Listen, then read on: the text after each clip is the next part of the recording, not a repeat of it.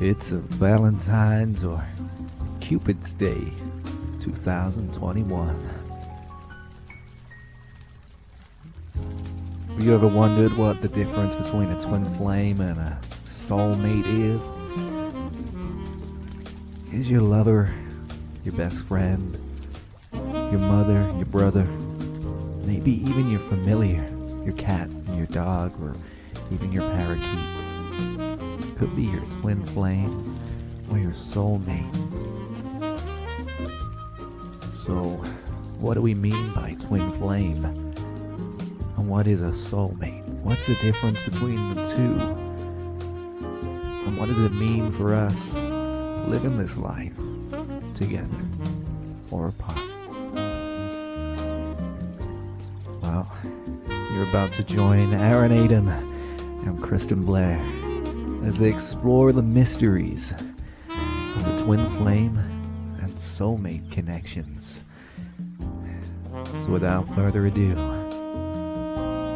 let's begin.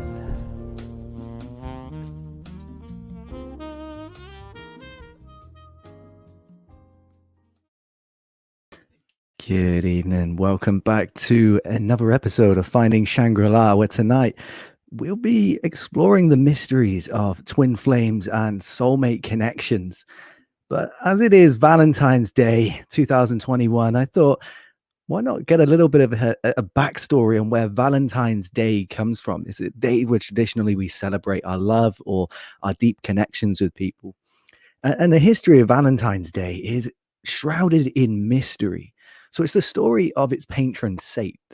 And we do know that February has long been celebrated as a month of romance, and that St. Valentine's Day, as we know it today, contains vestiges of both Christian and ancient Roman tradition. But who was St. Valentine, and how did he become associated with this ancient rite? Well, the Catholic Church recognizes at least 3 different saints named Valentine or Valentinus, all of whom were martyred. And one legend contends that Valentine was a priest who served during the 3rd century in Rome. When Emperor Claudius II decided that single men made better soldiers than those with wives and families, he outlawed marriage for young men. And Valentine, realizing the injustice of the decree, defied Claudius and continued to perform marriages for young lovers in secret. And when Valentine's actions were discovered, Claudius ordered that he be put to death. But still, others insist that it was St. Valentine of Terni, a bishop who was the true namesake of the holiday. He too was beheaded by Claudius II outside of Rome. But other stories suggest that Valentine may have been killed for attempting to help Christians escape harsh Roman prisons, where they were often beaten and tortured. But according to one legend, an imprisoned Valentine actually sent the first Valentine greeting himself after he fell in love with a young girl, possibly his jailer's daughter, who visited him during his confinement. Before his death, it is alleged that he wrote her a letter signed "From Your Valentine," an expression that is still in use today. And although the truth behind the Valentine legend is murky, the stories emphasize his appeal as a sympathetic, heroic, and most importantly, romantic figure. And by the Middle Ages, perhaps thanks to his reputation, Valentine would become one of the most popular saints in England and France.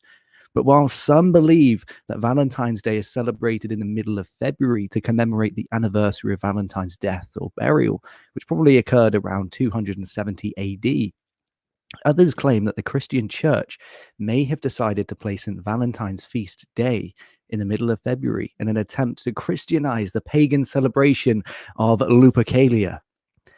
And Lupercalia is celebrated at the Ides of February, or February the 15th.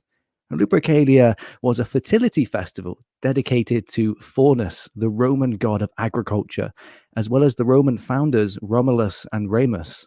To begin the festival, members of the Luperci, an order of Roman priests, would gather at a sacred cave where the infants Romulus and Remus, the founders of Rome, were believed to have been cared for by a she-wolf or a lupa. And the priest would sacrifice a goat for fertility and a dog for purification. And they would then strip the goat's hide into strips, dip them in the sacrificial blood, and take to the streets, gently slapping both women and crop fields with the goat hide. But far from being fearful, Roman women welcomed the touch of the hides because it was believed to make them more fertile in the coming year.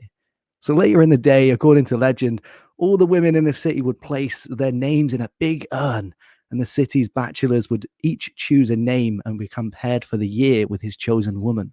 And these matches often ended in marriage. And Lupercalia survived the initial rise of Christianity in the Roman Empire, but was outlawed. It was deemed unchristian at the end of the 5th century when Pope Glacius declared February 14th St. Valentine's Day. It wasn't until much later, however, that the day became definitively associated with love. During the Middle Ages, it was commonly believed in France and England that February the 14th was the beginning of the bird's mating season, which added to the idea that the middle of Valentine's Day, should be a day for romance. The English poet Geoffrey Chaucer was the first to record St. Valentine's Day as a day of romantic celebration in his 1375 poem, Parliament of Fools, writing, "For this was sent on St. Valentine's Day, when every fowl cometh here into choose his mate." And Valentine greetings were popular as far back as the Middle Ages. Though written Valentines didn't begin to appear until after the 14th century. And the oldest known Valentine still in existence today was a poem written in 1415 by Charles, Duke of Orleans, to his wife while he was imprisoned in the Tower of London following his capture at the Battle of Agincourt. And the greeting is now part of the manuscript collection at the British Library in London. And several years later, it is believed that King Henry V hired a writer named John Lygate to compose a Valentine note to Catherine of Valois. And given Valentine's Day, how can we not mention Cupid, the one firing his arrows, giving us love all across the cosmos? But Cupid is portrayed on Valentine's cards as a naked cherub launching arrows of love at unsuspecting lovers. But the Roman god Cupid has his roots in Greek mythology as a Greek god of love, Eros. And accounts of his birth vary. And some say he is the son of Nyx and Erebus, others of Aphrodite and Ares, and still others suggest he is the son of Iris and Zephyrus, or even of Aphrodite and Zeus, who would have both been father and grandfather. So, according to the Greek archaic poets, Eros was a handsome immortal who played with the emotions of gods and men, using golden arrows to incite love and leading ones to sorrow, to sow aversion. And it wasn't until the Hellenistic period that he began to be portrayed as the mischievous, chubby little child that he's become known today on Valentine's Day. So, for everyone out there, whether you're single, whether you're with somebody, whether you're with friends, whatever you're doing, happy Valentine's Day from me. And I believe Kristen would like to lead us into a beautiful meditation to embrace this love that we're feeling on this day. Absolutely. Thank you so much, Aaron. What a beautiful synopsis of the history of Valentine's Day and Cupid. And I absolutely do wish each and every one of you the most love-filled Valentine's days this year on 2021, where things can be a little hectic and in the air, but just know that you always have the love you need within you. And so I would be absolutely grateful to lead us in a meditation. So if you are here and you would like to allow yourself to find a comfortable position, and you can close your eyes if you'd like. I invite you to place your hands over your heart, and we'll take a nice deep breath in together. Breath in and exhale.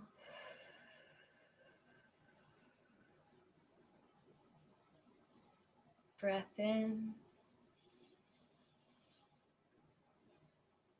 and exhale.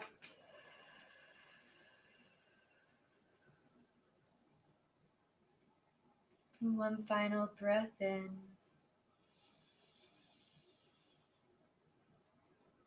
and release.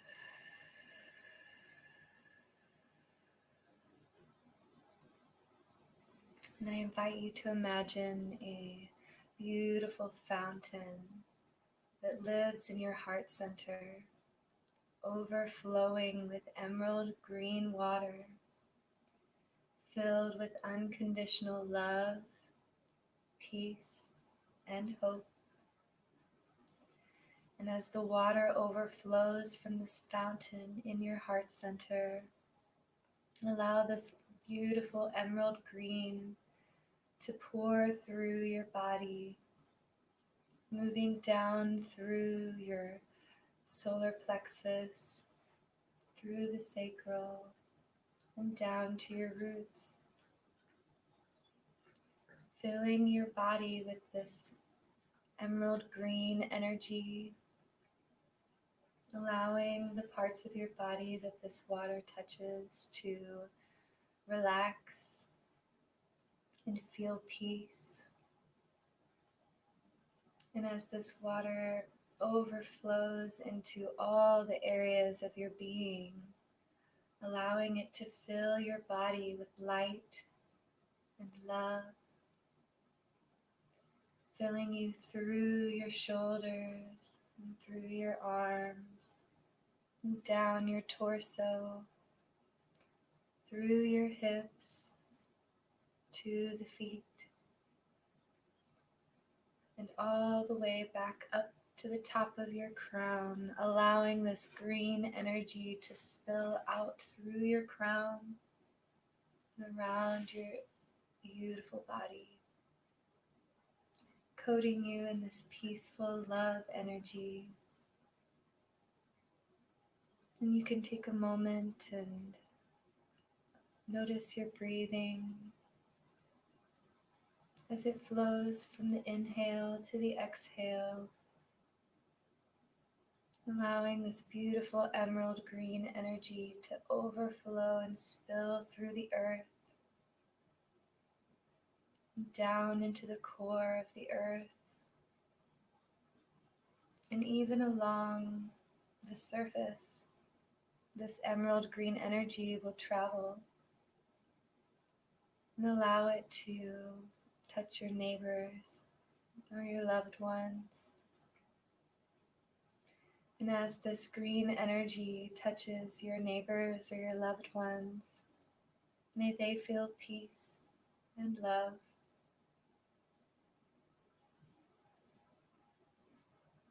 And as this emerald green light moves through the spaces, filling all beings with love and peace, you can feel the connection between you and all, and the love that we share.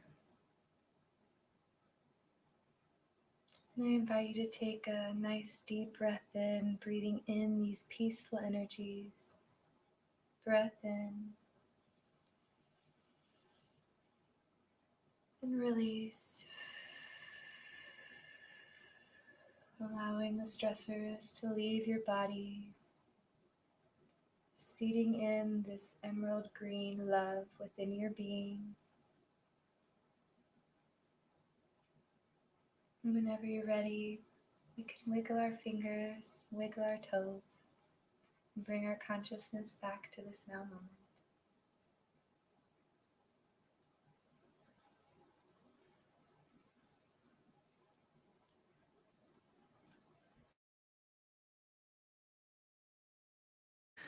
Absolutely amazing. Feel very, very refreshed. So I hope everyone listening, whether live now or on the replay, is feeling nice and relaxed and loved eternally by ourselves and the universe. Um, so today's topic is all about the twin flame and the mystery surrounding it, as well as the soulmates. And I'd like to give a little bit of a record again, going back through history. Where does this come from? Where does this idea of twin flames come from? Who invented it, or who first thought it up? And the thing is, it goes back as far as history can record. It shows up in nearly all civilizations and is becoming rapidly, and it is very popular in our modern new age. And now mainstream communities are jumping in the twin flame bandwagon. And perhaps one of the most well known twin flame theorists was the Greek philosopher Plato. And in his dialogue, The Symposium, Plato represents the theory of Aristophanes, who states that humans originally had four arms, four legs, and a single head made of two faces, and also two sets of genitalia. And these were the original twin flame beings or avatars or archetypes of the love that dwells within all, for all is one. And there were three genders: there was man, woman, and the androgynous human, who had both male and female genitalia. And it said in the symposium that humans had great power and became a threat to the gods, who entertained the idea of eradicating humanity with lightning. However, they realized that they would lose their biggest energy sources. For us humans, provide labor and energy, and it's vital to the survival of the kind of kingly gods up in the higher dimensions. So Zeus came up with a solution, and he separated human twin flames into halves, splitting us in two as a punishment for humanity's egoic pride. And this, of course, it doubled us in number, so continued giving our power up to the gods. But as weakened creatures, we became entrapped in a paradigm of separation hell, and we suffered as slaves without pleasure. And this trauma of our twin flame separation augmented to the point where we could not go on any longer. And humans starved themselves, and we started to die. And the gods noticed their diminishing energy source and watched us at their source of labor dry up. And the gods needed to come up with a solution to make sure that the humans would not be so powerful as to overpower the gods, and yet not be so disempowered that they would die off. So Apollo, of course, who else devised the solution, which was to sew us back together, reconstructed our bodies with the belly button being the only remaining sign reminding us of our original twin flame form. And each human would then have just one set of genitalia and would forever desire the twin flame reunion. But not many of us would make it, as getting lost in the desire, the erotic love stories, and the entanglements with war, most still to this day do not reunite with their twin soul to reconstitute this original form. And those of us who do, we're told, reach uh, huge rewards. And yes, we shake up the systems here on earth, emancipating ourselves and our brothers and sisters from being slaves to thought forms existing in the higher dimensions. And whether this is a myth based on some fact or it is a true story retained through history, there's no greater joy than reuniting fully with one's own self or one's own twin flame, although it's far from unicorns and rainbows, of course. And to reunite with your polar mirror takes great commitment. It requires a self healing, self realization, self actualization, and self empowerment.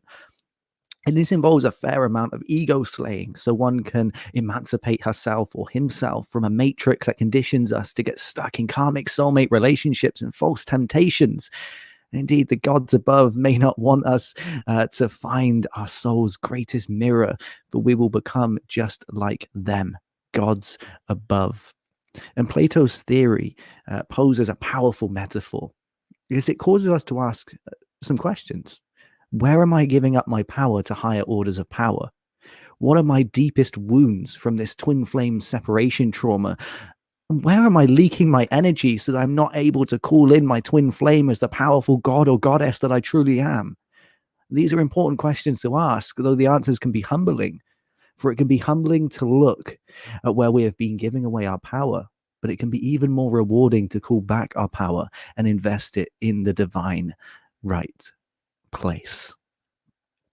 So, without further ado, Kristen, I believe you have a lot of interesting points on the twin flame and soulmates.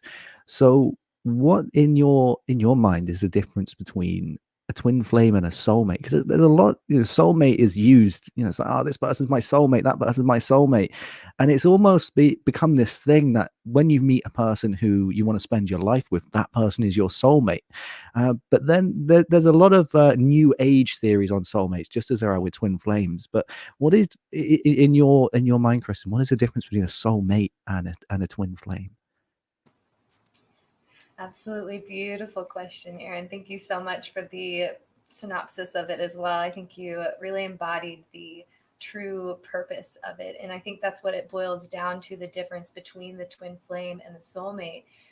It's really about the journey, right? It's about which journey you are called to walk on this earth. And the twin flame journey is truly about healing at its very core, healing your ego, healing your paradigms, being able to call back in that power, being able to learn how to love yourself unconditionally and be able to share that love with others. And so the idea of the twin flame is that you you meet your twin flame at some point in life, right? If this is what's divinely guided for you, and as that moment you meet your twin, it triggers an awakening within you and within your twin. And so this awakening gives you a beautiful opportunity to see the places in yourself that need healing and need love. And then there starts the journey of learning what it means to truly love yourself. And I think a lot of it too is the ability to seek that from within yourself as opposed to seeking it from an external source, which is kind of the pitfall for twin flames, because you fall into this narrative of, well, I have a twin soul, and we're working towards union, right? Which we'll get to union in a minute. But you get into this place of, I want to work hard so I can come into union with my soul. And the trick of it all is, though, is that you find that union not in another being, not in another person, but within yourself. And that's how you truly call your power back to you. And so the idea between the twin flame and the soulmates is that a soulmate is somebody that you share the journey with, somebody that you kind of walk the path. You teach each other lessons. There's a much more harmonious energy that comes within the soulmate energy as opposed to the twin flame because of the purpose of them, right? So that's not to say, though, that a twin flame cannot be a soulmate. They absolutely can. And I think that's where some of the confusion comes in, because a twin flame can be your teacher. It can be your family member. It can be a best friend. It could even be that boss you had 6 years ago at that job that you just could not stand to get along with. So understanding that, a twin flame can be embodied in multiple different ways within our realities, and being able to walk forward in it, in that embodiment of self-love and understanding of the journey, because it truly is an amazing journey, an amazing opportunity to learn. But I think the part of it that's truly the most special is finding that union within yourself of knowing that you are whole and that you have everything you need from within you. And when you reach that place of wholeness within yourself, that is whenever you begin to attract that union. And so when we speak of union, at least from my perception of how I've learned and everything I've come across, it's that when you come into union with a twin flame, it tends to be at this level whenever you guys have both ascended to the point of being in that union within yourself. You're actually calling it more of a soulmate relationship at that point, because you all have kind of risen above those fiery energies of the twin flame, and you've now moved into a harmonious energy of the soulmate. Yeah, I think it is a really important thing to emphasize that a soulmate, just as a twin flame, it's not necessarily a lover or somebody you're going to be in a romantic relationship with. It could be your mum, it could be your dad, your brother, your sister, your cousin, it could be your best friend, it can be a colleague at work that you hate with a vengeance. But a soulmate isn't necessarily somebody who you have this amazing relationship with, because it's somebody who's there to help to guide you through an experience, or to even put you through an experience, to teach you profound lessons. And when we often experience with soulmates that we go through some very turbulent times with our soulmates, and a lot of things it's rarely from especially from my experience, it's rarely a smooth experience with a soulmate, because they're there to teach us profound lessons, and the profound lessons, let's face it, most of the time they're difficult. They're never easy, because if they were easy, would they really be profound? Would we really take anything from an easy experience? Well, if it's easy, we're not taking much notice because we're kind of autopilot then. We don't have to think, we don't have to make decisions and be critical. So we have to go through these chopsy periods to learn powerful lessons, and this is one thing that the soulmates and even twin flames are really powerful at bringing us, is those really intense and difficult and to be honest, often quite heartbreaking experiences, so that we learn the most powerful lessons. And I think there's a lot of confusion with even just what soulmates are. So I think when twin flames become mainstream, there's a bit of an issue there, because soulmates are seen as relationships by mainstream society. Is, if you're in a relationship with somebody who you really want to spend the rest of your life with, you would call that person your soulmate. But it doesn't necessarily mean that they're your soulmate, because you could have that feeling with somebody who spiritually has no connection, that in the sense of like soul family, but you can still think, oh, this person's my soulmate. But when we start talking about soulmates, we're really getting at a deeper connection. A soulmate is somebody, you've had a connection of some kind in previous lives. And I want to offer a story from my parents who, some of it's a little bit, you might think of it a bit awkward, but in one life, my mum was the man and my stepdad was the woman. And in other relationships, it was more like a pimp kind of relationship that they had in previous lives. And they've had some very, very strange, very interesting, very graphic lifetimes together in past lives. And they know this through past life regression, their past life connections. And I think it goes back about 11 lifetimes that they've had together. And this is really what we're getting at with strong soulmate connections. Is these are people that we've had experiences with in previous lives, and they kind of come in throughout these different timelines to say, hey, right, it's time for you to learn this lesson that we agreed on. Here you go, here's the lesson. And they may stick around, they may stay in your life for the rest of your life, or they might come in just to give you a really horrible experience or a really nice experience and then disappear. And maybe they'll come back in a few years later, maybe they'll stay away forever. But these soulmate connections are there to give us these almost intermittent lessons. And we'll notice that we have, a person will come into our lives, we'll have some experiences, then it'll go quiet for a while. Notice these plateaus in life where you have a few months, maybe a couple of years where not too much happens. Life is pretty stable. And then you'll meet somebody, or somebody will come back into your life and bang, oh no, it's happening again. Here we go. All right. Who's watching? Come on, where are the cameras? It's kind of like that feeling, It's like, well, okay, this has got to be planned, and this is what soulmates are so good at, is giving us these unexpected turbulence or roller coaster rides, just as we start getting comfortable with life. Because we're not here to get comfortable. We're not here to take the easy route. We're here to learn. We're here to experience. We're here to live, and that's why soulmates are so important for coming into our lives, to make sure that we're not being too almost a bit subservient or too relaxed and too comfortable. You don't want to get too comfortable with life, because you lose the fun of it, you lose the lessons and the harmony.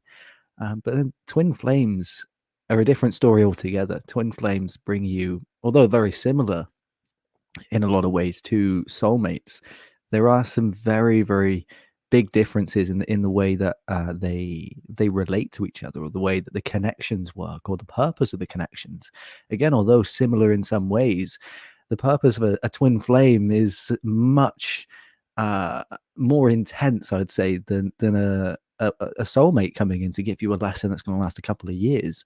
A twin flame will give you an experience that you'll be working through for a very long, maybe the rest of your life. You'll be working through yourself, because let's face it, how can you get harmony within yourself unless you're faced with every aspect of your own darkness? Because it's that whole phrase of transmuting darkness into light. Well, how do we do that if we don't recognize our own darkness?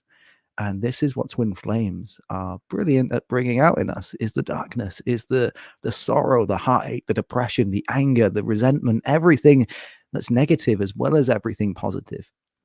Whereas I feel a soulmate will bring us a level of this. They'll bring us a level of understanding, but it's not to the point where it's undeniable. It's with a soulmate, you can still deny your problems. You can say, well, I know they're there, but I'm going to deny them for a while. A twin flame will come in and say, do you know what? You're not denying this anymore. It's time that you actually recognize this, and you're forced into whatever darkness or whatever shadow work, inner child work, healing, whatever it is that you need to do. You are exposed to yourself, and there's no hiding from that. And this is how you get to that harmony, is by harmonizing these erratic parts of our inner psyche or our inner spiritual soul guided existence. And a soulmate with a twin flame. Imagine having a soulmate and a twin flame at the same time. This is when you're going to get some very powerful realization moments, because you'll have the soulmate there who's going, okay, I'm going to support you, I'm going to guide you through this. And then the twin flame's like, well, I don't know what I'm doing, but apparently I'm pushing you into your healing. And this is the great thing, because a twin flame, although will have a very powerful connection, may be completely oblivious that they are actually having this much impact on their twin, who, again, they may not even know that this person that they're sat next to in the cinema is their twin, but they will still be having this influence. And it's an incredible thing how we can influence each other in this very immense way without even being consciously aware of it. So this calls into question, what is working behind the scenes of the twin flame and of the soulmate to give us these experiences without even trying, without even meaning to, or even knowing that they're gonna do this?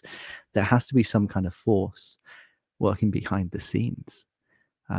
Kristen, do you have an inkling or an understanding of what is at play, what is working behind the scenes of these majestic and magical connections?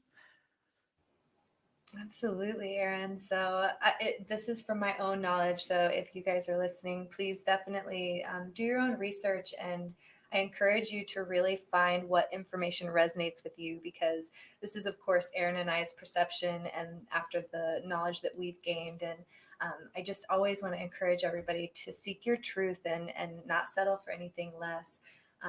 But for me and my truth, it's about soul contracts. So whenever we are designed, whenever we create um, our purpose before we come into this existence, right? We create soul contracts with other individuals that are to connect with us in our life at different points along our journey, to be able to encourage us to grow, to heal, to help teach us lessons. And sometimes these lessons can be so beautiful. Some of the most absolute beautiful lessons I have learned in love and joy have come from some really amazing soulmates. Like soul family is another term that I'll call these people, like just every bit of learning that we gain. And a lot of it is pre-designed, because, your soul comes here with a purpose. It wants to, achieve and move forward and accelerate the consciousness and allow the vibrations to continue to rise. And so how are we going to do this? By interacting with different experiences within life that is going to help move us and motivate us, or in the case of, you know, meeting your twin flame or going through the difficult parts of the twin flame journey, it's to propel you forward whenever you are meeting the universe with resistance. So if you come across a place in your journey with, you meet a twin flame that might be very toxic, or somebody that points out some things in you that are definitely some healing points. A lot of it for myself anyways is knowing that as a twin flame, okay, at the very core of it, the ultimate purpose is for this person is a divine reflection of you. They are an absolute mirror of you. So if you are connecting with this person and you're saying, wow, every time I talk to this person, they're kind of shallow, or they come off kind of rude, it's probably a reflection within yourself of where maybe you can notice your own interactions with other people, and maybe where you're not seeing your own depth, or standing in your own truth.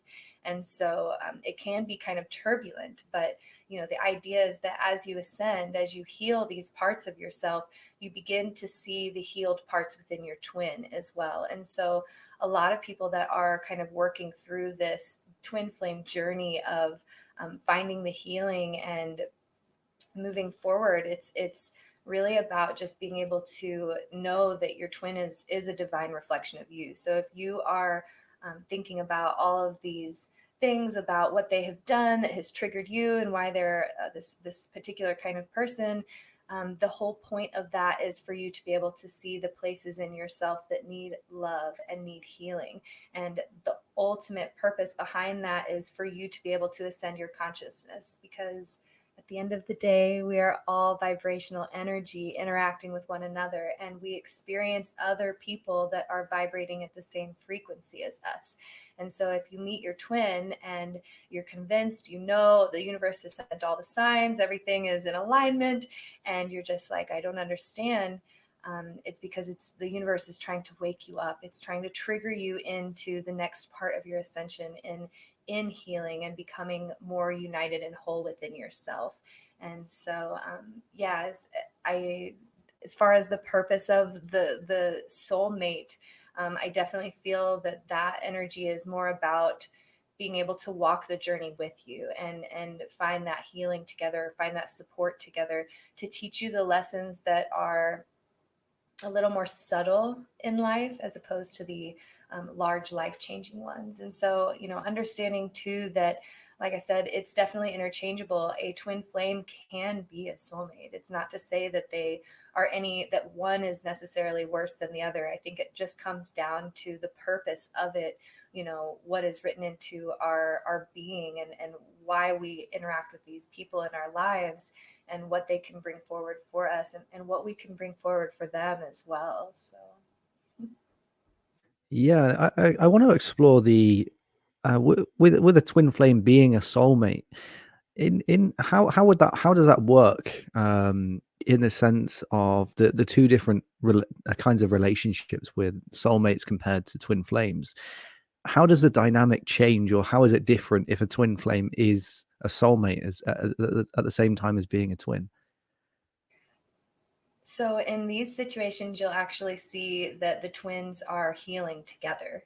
And so you'll find a situation where you'll have a twin interaction, and they both kind of work through the runner chaser aspect of it, where one person is completely about this. They know this ultimate connection, this drive. They see the benefit of the two, and then the other person is kind of overwhelmed. There's a lot of healing that still needs to be done, and they run, right?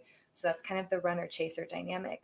But whenever you find twins that are also along the soulmate path of within the soul contract, it's that this twin is there to trigger you into healing, but they're also able to kind of walk beside you as you heal together. And so that's where you'll find people who are in twin flame relationships that are healing and encouraging others to find this union, because they're showing by example that as twins that are conscious and aware. Because I think that's the big part of that, is that in order for you to be in alignment with a twin and a soulmate, they both really need to be aware of the purpose of healing and the healing journey, and being committed to that path of, I am here to walk this planet to fill this place with light and love, and bring my vibrations up to help raise the vibrations of others, and whatever I need to do is what I'm going to follow. And then they meet their twin who's in alignment with that, and then that's kind of where you can see that these two can merge. And it's really about healing those triggering energies, because for a lot of the times twins are meant to trigger each other. They really are. And so when you can come into a place of the twin soulmates, it's that the twin part triggers you, but then the soulmate part is able to kind of hold you and guide you through this together. And so you find a very like the dynamic of where the couple is aware that they're going to trigger each other, but they are also committed to working through it together. If that makes sense. Yeah, it makes a lot of sense. And I've seen a lot of things on social media with twin flames, and the big thing that's ringing alarm bells for me is the amount of people that I've seen holding on to what sounds like some very toxic relationships, very often abusive relationships, and it's justified as, oh well, they're my twin. This is, it's meant to be a difficult relationship. I think there's not many people talking about the dangers of chasing a twin flame relationship, because the reality is, with anything in life, if it is meant for you, it will come back to you. So if you're actively chasing a person because you've been told, or because you feel that they're your twin, you're putting yourself at risk of not only missing what's actually right for you in life, because maybe somebody comes in and this is the person who you would be perfect to spend the rest of your life with, but because you're chasing the twin flame journey or the twin flame relationship, whatever it may be, for whatever reason, you're missing out on something that's really meant for you now, because it's like destination addiction. We're saying, well, I want to be with my twin because I want to be one with myself. I want to come into union. I want to find my completion. And this is a thing. If we're constantly chasing completion, we'll never be complete. Even if you reunite with a twin, if you have everything you want in life, if you're constantly chasing completion and saying, "Well, I want to do this because it will make me complete. I want to do this because it will have some spiritual benefit." It's kind of like doing Kundalini yoga because you say, "Well, I want to do Kundalini yoga because I want enlightenment." You miss every single reason for doing the whole thing in the first place, because it's not about the destination. The destination is a consequence of the journey that we're meant to enjoy. And life is this playground where we learn and we play and we love and we laugh and we cry and we weep. But the point is, we're not here saying, I want to live life so I can die. We don't say that. We say, I want to live life. But if we started saying, well, I want to live life because I want to die, you miss the point of life. Suddenly, life isn't enjoyable anymore. You can't enjoy the experience because you're so focused on the ending. And this is the same with everything in life, and especially with the twin flame journeys. Is so many people, and I don't know if this is a misunderstanding of the twin flame journey, if this is because it's so rapidly become a mainstream thing, and the understanding is definitely misunderstood of what the twin flame journey is, what it means, and how to run this this lifelong marathon, because it's not something that you meet your twin, you have a happy ever after, and then you die and then you return together in spirit. It's far from as simple as that, because a twin flame, as I said earlier, it's not somebody who necessarily you're meant to be, in a relationship with, married, have kids. It can be your best friend. This can be such a simple relationship, with the obviously the complicated dynamics that come with the twin flame relationships, but it can be a simple relationship physically, in the sense of, well, it could just be your next door neighbor who you have a good natter with every now and then, but if you spend too much time together, it'll be too much, because often a twin flame relationship will be too much to handle all the time. If you're not ready for it, maybe you come across your twin too early, like my mum and my dad did. They crossed each other's paths way too young, and they couldn't handle it. They didn't know what was going on. But if they'd met 20 years later, they probably would have had a strong relationship or a strong bond. But even just if they stayed friends, would have been probably a lot more positive for them if they just said, right, okay, the relationship's not going to work. Let's be friends, and let's figure out how to, actually be in each other's lives without being too much for each other. Because again, with the twin flames in the mainstream now, I've seen a lot of people who they're both aware that it's a twin flame relationship, or they call it a twin flame relationship, but there's still a lot of dynamics within their relationship that's very unhealthy, borderline abusive, definitely toxic, undeniably toxic. But they both, even though they can both say, quite honestly, well, this is not a great relationship, they say, oh, but it's a twin flame journey, we just got to get through it, this is just the phase. Or somebody, their partner leaves them and they say, oh, my twins left me, okay, I'm going to sit here and I'm going to wait for them, or I'm going to chase them. And again, this is the narrative we have with twin flames, is you have the runner and the chaser. So people then say, okay, well, if my twin leaves me, I have to give up my entire life and I have to chase them and chase them and chase them until they come back. And there's 2 points here. Is one, you're putting your life on hold for someone who may or may not come back, which, let's look at this in a physical way. It's not going to do you any good. It's stopping you from enjoying what you already have. It can affect your work, your personal life, your social life, your mental health, your physical health, you name it, it can affect it. The second thing is, and as we know, with take away from the twin flame relationships and soulmates, we know this is a fact anyway. When you chase something that is running away from you, is it going to come back, or are you just chasing it further away? If you see a deer in the woods and you try to chase it, the deer's going to run away from you. The more you chase it, the more it's going to run away. And this goes into an energetic sense. If we look at the law of attraction, if you're asking for it, it says you don't have it, which is why the whole idea of becoming in alignment with something you want to attract or manifest is to see it as already having it now.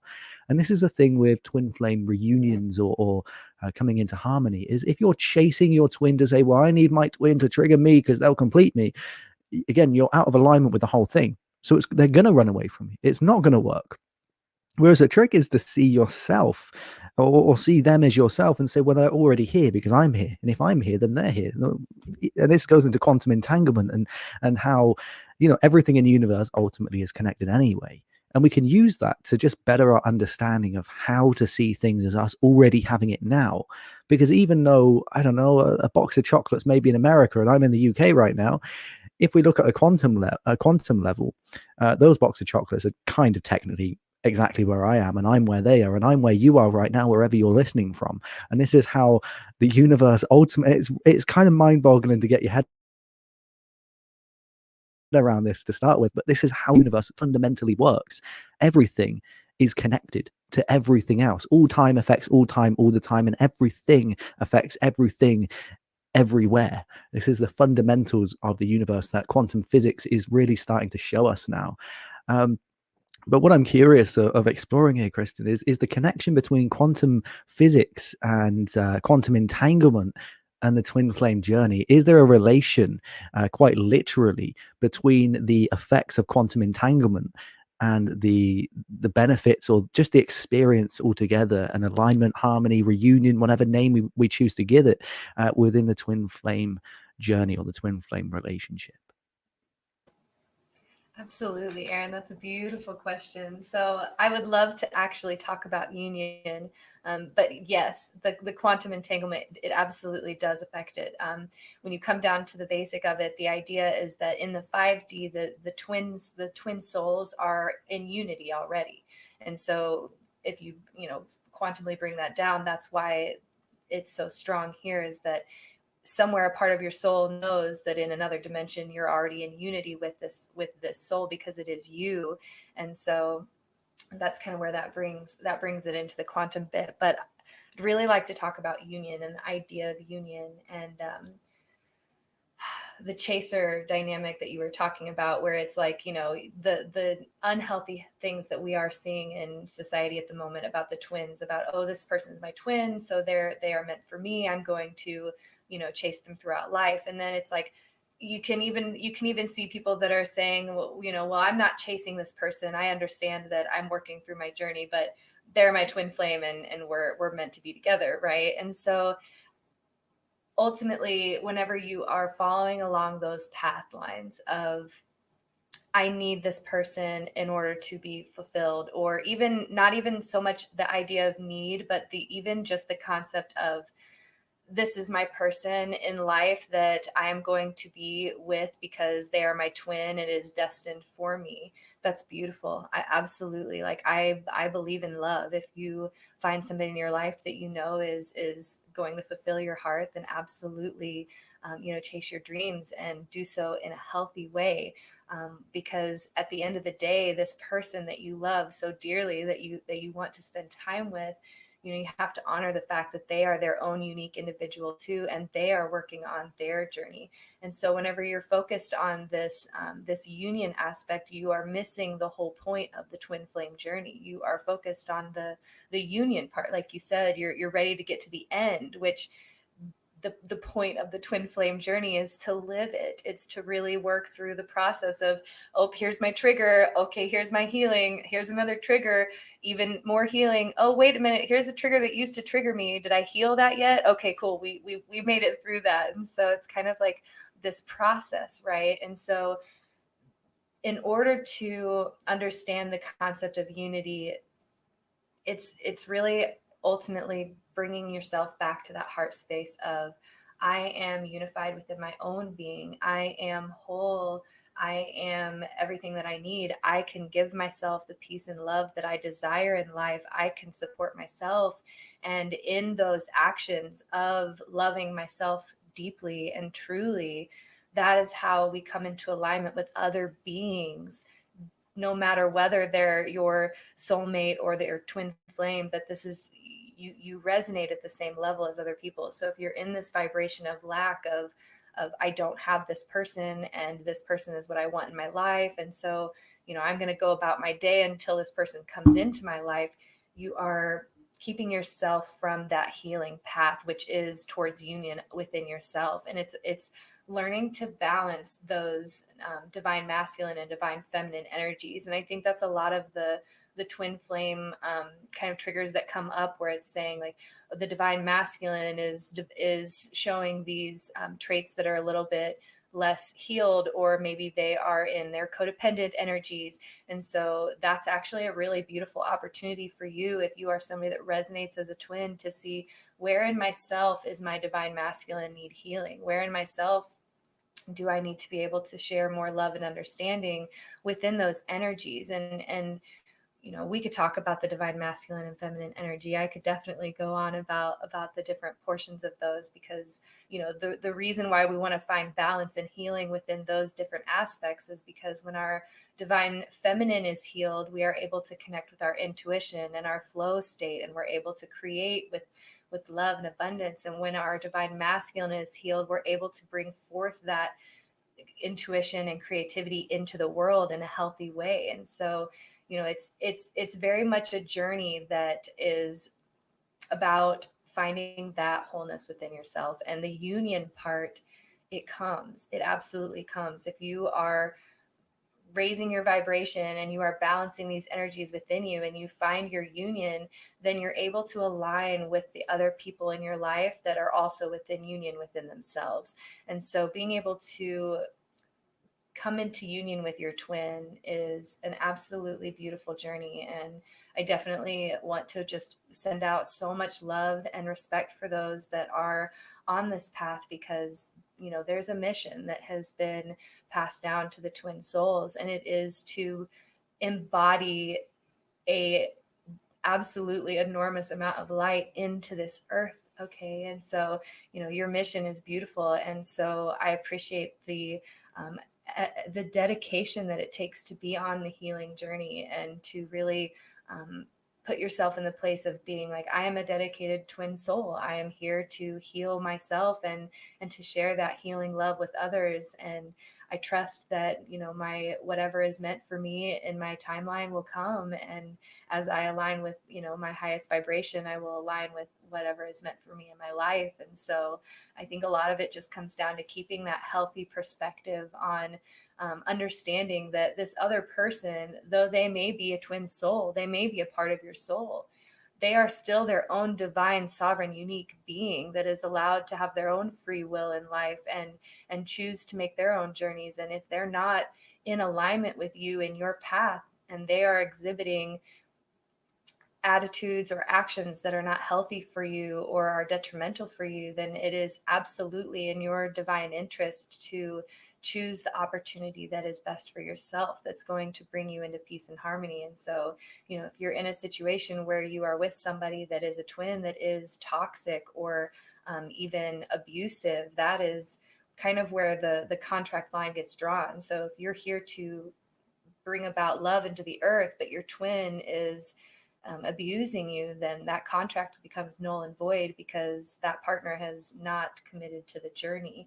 And so I think a lot of it comes down to that there's so much that has to do with the twins in the fact of the purpose and the journey and the mission, right?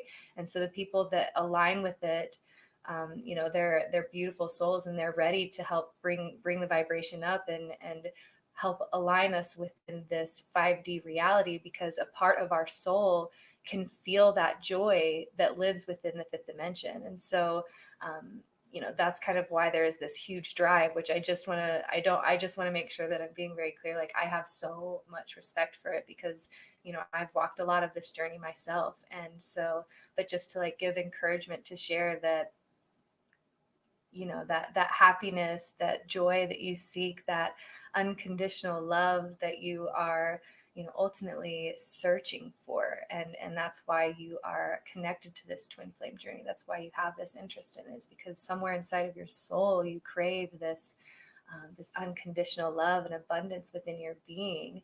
And to understand that at any point in your journey, you have the power to bring this into yourself, and not have to wait for another person to give this to you is ultimately calling back all of your power. And whenever you have all of your power within your being, you're able to truly shine your light and embody the light within the earth that you are here to do. And so you are filling your mission. And so, yeah, I don't know. I think I got a little lost on the tangent there, but just understanding that, yeah, the twin flame journey, it's about healing the ego. It's allowing you to release those old paradigms that no longer are working for you or that are not in alignment with the higher vibrational timeline that we're walking into each and every day.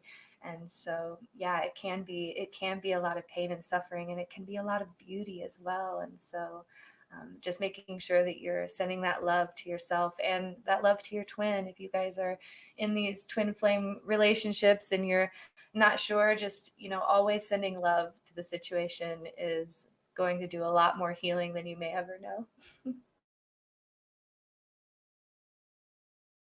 Yeah, it's I want to explore the idea of and this is for a personal experience of mine is mistaking a twin flame journey for a soulmate connection that encompasses strong um, empathic connections alongside it.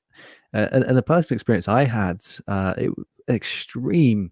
I uh, mentioned this a little earlier, Kristen. Is the strong physical connection of feeling the other person's pain, feeling their thoughts and their emotions, and it's easy to mistake when you get a connection like that, although uh, may well not have anything to do with a twin flame at all.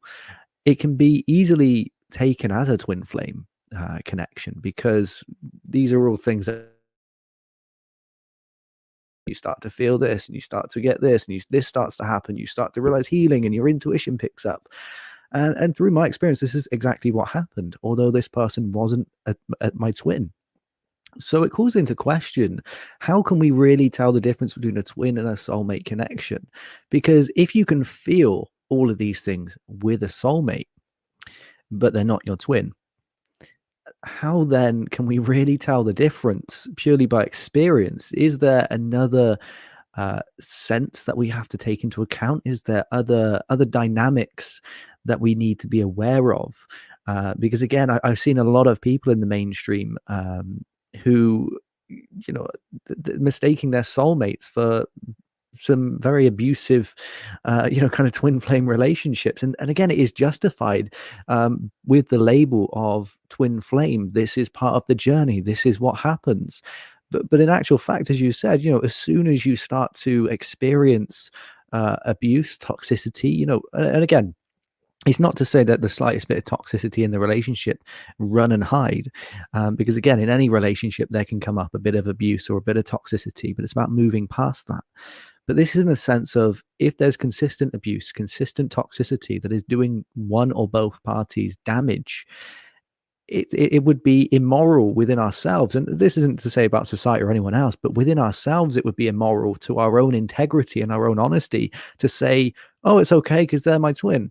This is the point where you then say, okay, I deserve more than this. And whether they're a twin or whatever, whatever this divine connection is, this is not how I want to live. I don't want to be in a violent relationship or a mentally abusive relationship or any kind of toxic relationship.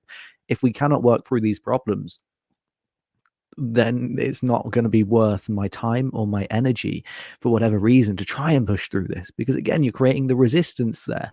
If there is this much resistance where there is toxicity and there is abuse, these things occur out of resistance. If there's resistance in the relationship, it will become abusive, it will become toxic in some way, because this is the physical resistance that manifests from the energetic resistance. So then it's a case of saying, do you know what, actually, do I want to pull myself out of this? Do I see myself as worth more than this? And the answer should always be, yes, I'm worth more than this. I'm worth more than unhappiness, because we're all here to find our happiness, find our purpose. And how I would always view a purpose, if somebody comes to me and says, okay, I'm struggling to find my purpose, how do I find it? My first question will be, are you happy?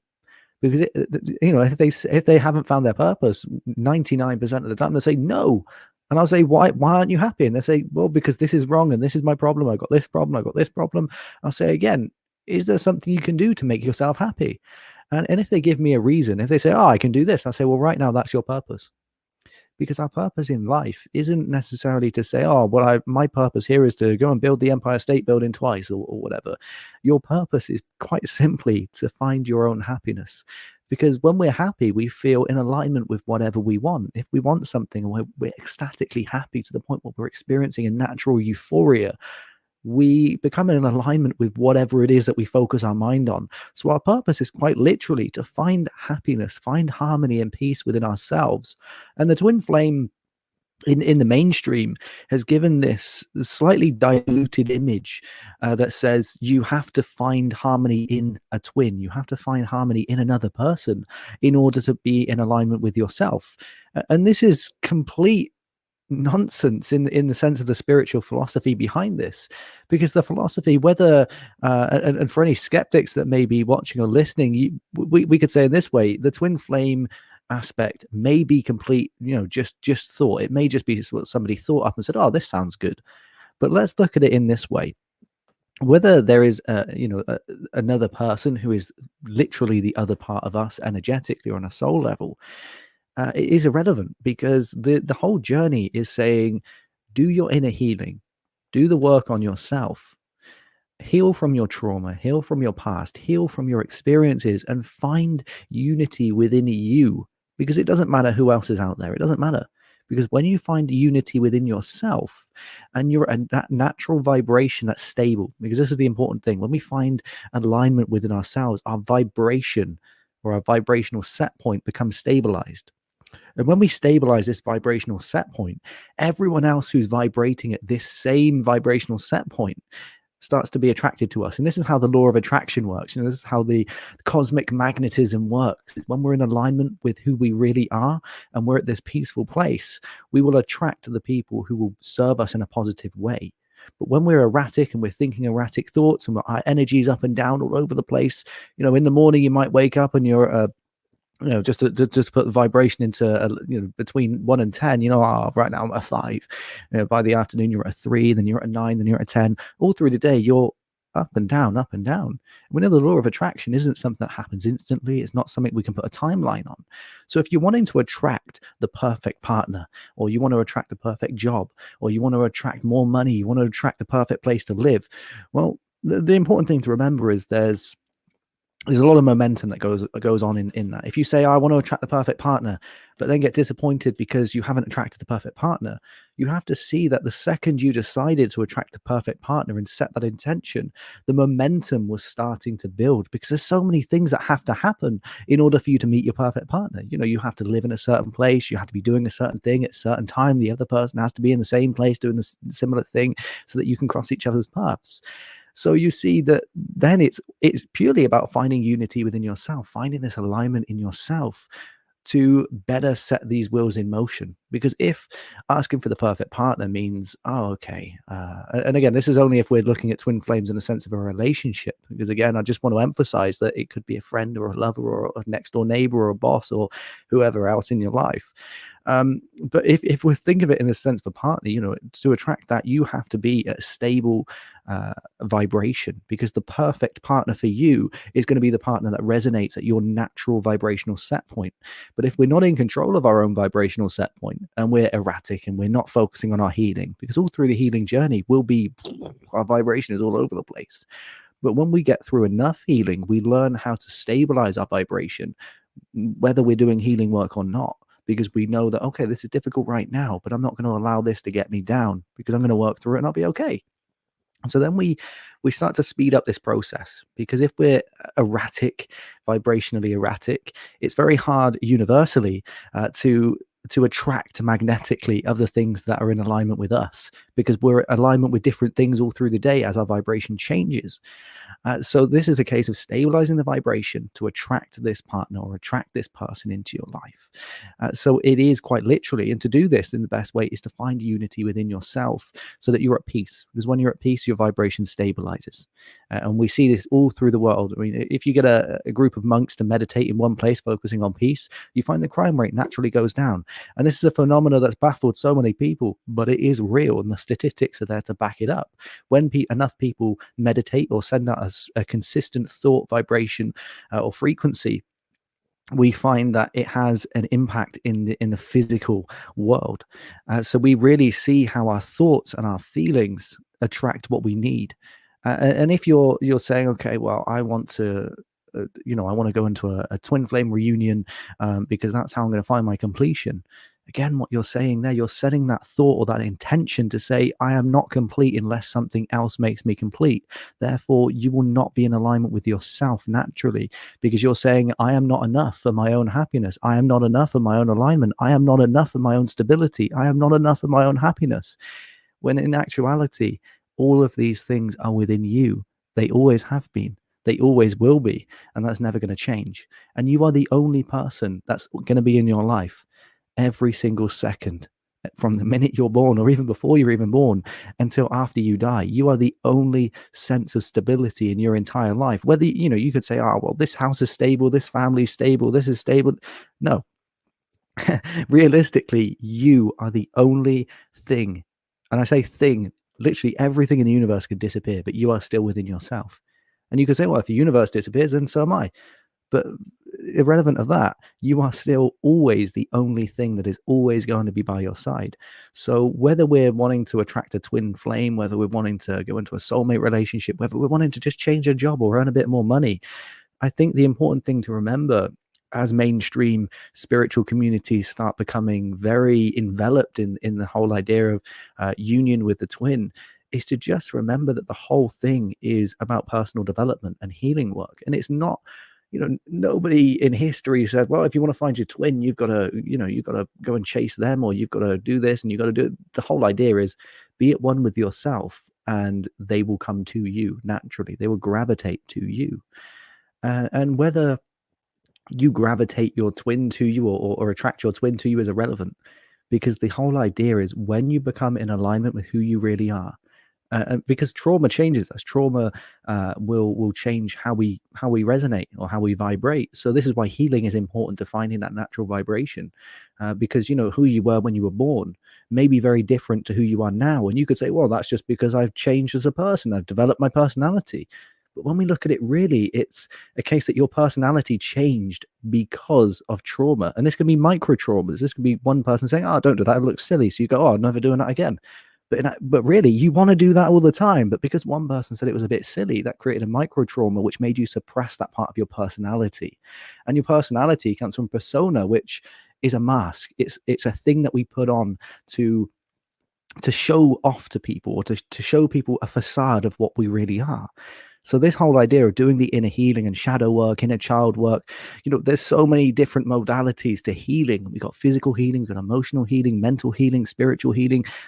All these things, they all do one thing. They may be separate modalities, but they all work together with the same goal, which is to find our inner self. And this is where the expression inner self comes from, because we've got our outer self, what we show to the world, and is the result of our external and exterior experiences and perceptions. But then we have our inner self, who is underneath all of that, who's always been there, but has been too afraid to come out because it's looking for some kind of acceptance from other people, from it wants gratification of some sort. And this is the ego that suppresses itself, and the ego says, well, I'm going to give you this, and if you like it, I'm going to give you more of that. If you don't like it, I'm afraid of that. I don't like being discarded, or I don't like being rejected, so I'm going to pull that back, and I'm going to try another thing to see if it makes you happy. And what we're doing then is, internally, whether you're a people pleaser or not, you are being a people pleaser on at least some level. So retracting that and saying, I don't care if you like it or not. This is who I am. This is who I want to be. And this is what makes me feel comfortable. This is what makes me love myself. So I'm going to do that. And again, as we move on this healing journey, twin flame journey, soulmate journey, the important thing is to do what makes you happy, do what you love, and find the love and happiness within yourself before you even think about another person. Because by doing so, you will attract the perfect person at that perfect time. You know, we will often attract the people that we need. And we could say, well, I didn't need that car accident. I didn't need that bad relationship. I didn't need that toxic friendship. But at the time when that event or that person or experience came into your life, it was exactly what you needed to create some kind of impact or some kind of ripple in your own personal space time, so that you learn or you develop or you realize something so specific at a specific time that triggers the next chain of events that will go on for the rest of your life. So focus, kind of halting your life and focusing on purely just the twin flame and saying, well, my entire life goal is now to be in union with this one person. You miss the point of the experiences and everything else that's happening in that chain reaction. You met your twin, and then suddenly you say, well, my entire life is now about this one person. But between meeting that one person and the time where you realize that your life is becoming about that one person, you have missed an entire myriad of events and experience and growth opportunities in that period that you're never getting back, because we only experience things in the way that we do once. You can experience the same thing twice, but the second experience is always different. There's always that sense that, oh, it's not as good the second time. That's the whole point. It's not as good the second time because we're not taking it in. We're not really absorbing everything. So take note of your life and live your life, live the experiences that you've got going on, and really never hold back on your own life, your own experiences or opportunities in the search for unity with a twin, or reunion with a twin. Because if that becomes your entire focus, are you really honoring the twin flame journey? Are you really honoring the relationship that you have with a twin, or even just with a soulmate? If your entire focus is purely about finding, it's almost then becomes a case of, I'm using you to complete me, as opposed to saying, well, we're going to come together to be with each other. You're saying, well, I only want you because I want to complete myself, and without you, I'm incomplete. So you're using the other person for your own benefit, which is an egoic aspect of ourselves. That's not where the spiritual mind will go to. That's not where the higher self will go to. That's not the whole point of the journey, is to say, well, we're going to come together because we're ready, and because we're resonating at the same frequency. We're vibrating at the exact same resonance. So therefore, we're ready. I don't need to chase you. You don't need to run away, because we're going to naturally gravitate to each other because our souls are ready in this life at this moment. And if they run from you, you're just not ready for each other in this life. Maybe later on, maybe in 2 lifetimes, maybe in 5. The point is, you will naturally unite with your twin when you're ready to. And I think grasping hold of that concept is, especially when it starts going mainstream, is a really important thing that I don't feel enough people are really talking about at the moment. Absolutely, Aaron. I think it's so important to, first of all, just honor the aspects of yourself that you are being called into accepting. I think a lot of the twin flame journey is pointing out places within yourself where you might need to share that love, right? And so, whenever you come, I'm trying to find the words, when you come into a place where you are on this twin flame journey and you have met somebody that you are sure is your twin. And I wanted to go into that too. You brought that up. But just understanding that any opportunities that you have that you see where this person is kind of triggering you, or you feel like, oh, I shouldn't feel this way. I don't want to feel this way. I shouldn't be attached to this union. I shouldn't be feeling this way or that.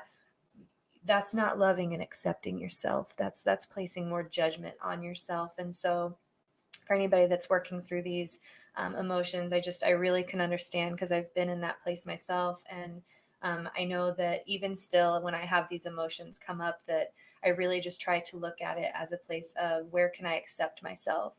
I see that I have these feelings that maybe I shouldn't have. Maybe I am really focused on finding my union, and I know that this is not the point of the journey, but I just can't seem to let it go. It's accepting that. Accept that part of yourself. Accept the piece of you that just loves so deeply that you're willing to walk through all forms of hell and back in order to find this part of your soul. Love that part of yourself that is so deeply entangled in this beautiful mission and journey that, that it releases this hold of judgment over you. And so you had brought up the kind of false twin situation where you had said, how do you tell the difference between your twin? And so I can't say that I can answer this definitively, but I can absolutely give my theory on this. So as twins, right, where there are um, the idea is that there are many souls on this earth that are all twin souls, right? And you have one unique twin that is connected with your soul. But as twins, we actually gravitate towards each other when we're not in union with our divine, you know, twin. And so that's where a lot of the confusion can arise, as whenever we connect with other twins along our journey and we feel that connection, because and there's plenty of studies and research that shows twin souls experience telepathy, and they experience that strong emotions, like you were saying, where it goes past an empath, where you're actually feeling their feelings. I know for me, I had to walk through a phase with myself where it was the emotions. I would wake up and I would be like, oh, everything is going great in my day. I like my job. My friends and I had a beautiful conversation. My mom called and said hello, but I feel really sad today. I feel really sad and I don't really understand why. And so then I can look into my my twins' life and see, oh, they're feeling sad. And so it becomes this place of being able to recognize your own emotions as yours as opposed to somebody else's, because the connection truly is this strong. And so whenever we connect with other twins along our journey, because this is something that happens, twins attract one another, because like I said, at the end of the journey, the whole point is for healing and for growth. And so if you're not learning the lesson that you kind of are on the path of learning with your own twin, the universe places other twins in your life. And even sometimes you get into relationships with these twins because you guys can connect on this understanding of the journey and of the path. And even on a soul level, I feel like twins can more easily connect with one another through telepathy or that heightened sense of empathy. And so I think for me, a lot of the healing part of it has come down to lose the who factor of like, this person, I know it's no matter what, this is my twin, and I respect that, I really do. But that can be really detrimental for yourself and for the other person along the journey to say that this is them. Now I will say too, like if you are somebody who is on this journey and you're questioning, like, well, is this person my twin, is this person really who I think they are, you can ask the universe to send you signs in all kinds of ways. Say, divine source, if this person is my twin, please show me signs and songs and synchronicities, and you'll start to see their name pop up, or you'll see little figures that remind them of you, or maybe their favorite song comes on the radio, or whatever the case may be. So if you're on this journey and you are in the questioning phase of who is my twin, and can I connect with them? It's absolutely something you can ask for guidance from the universe or from your guides or the angels, and just knowing that yes, the who, it's a beautiful part of it, but just don't let it distract you from the purpose of the journey, which, like I said, is it's finding that union within yourself. And I want to touch too on um, the idea that is kind of arising is that, like, in order to be connected with your twin, you have to be fully healed, right? And that's actually really not the case. Like, nobody is saying that you have to suffer through your whole life and work through all your traumas and be this enlightened being who has everything right in life in order to be connected with your divine partner or your soulmate or your twin, whatever word you want to resonate with. Like, it does not have to be that way. It's just understanding that if you're in a relationship with somebody and there is this kind of level of things aren't going the way that you think they should go, or it's even causing you pain or suffering, understanding that you guys are just not vibrating on the same frequency and that there's room for healing and growth.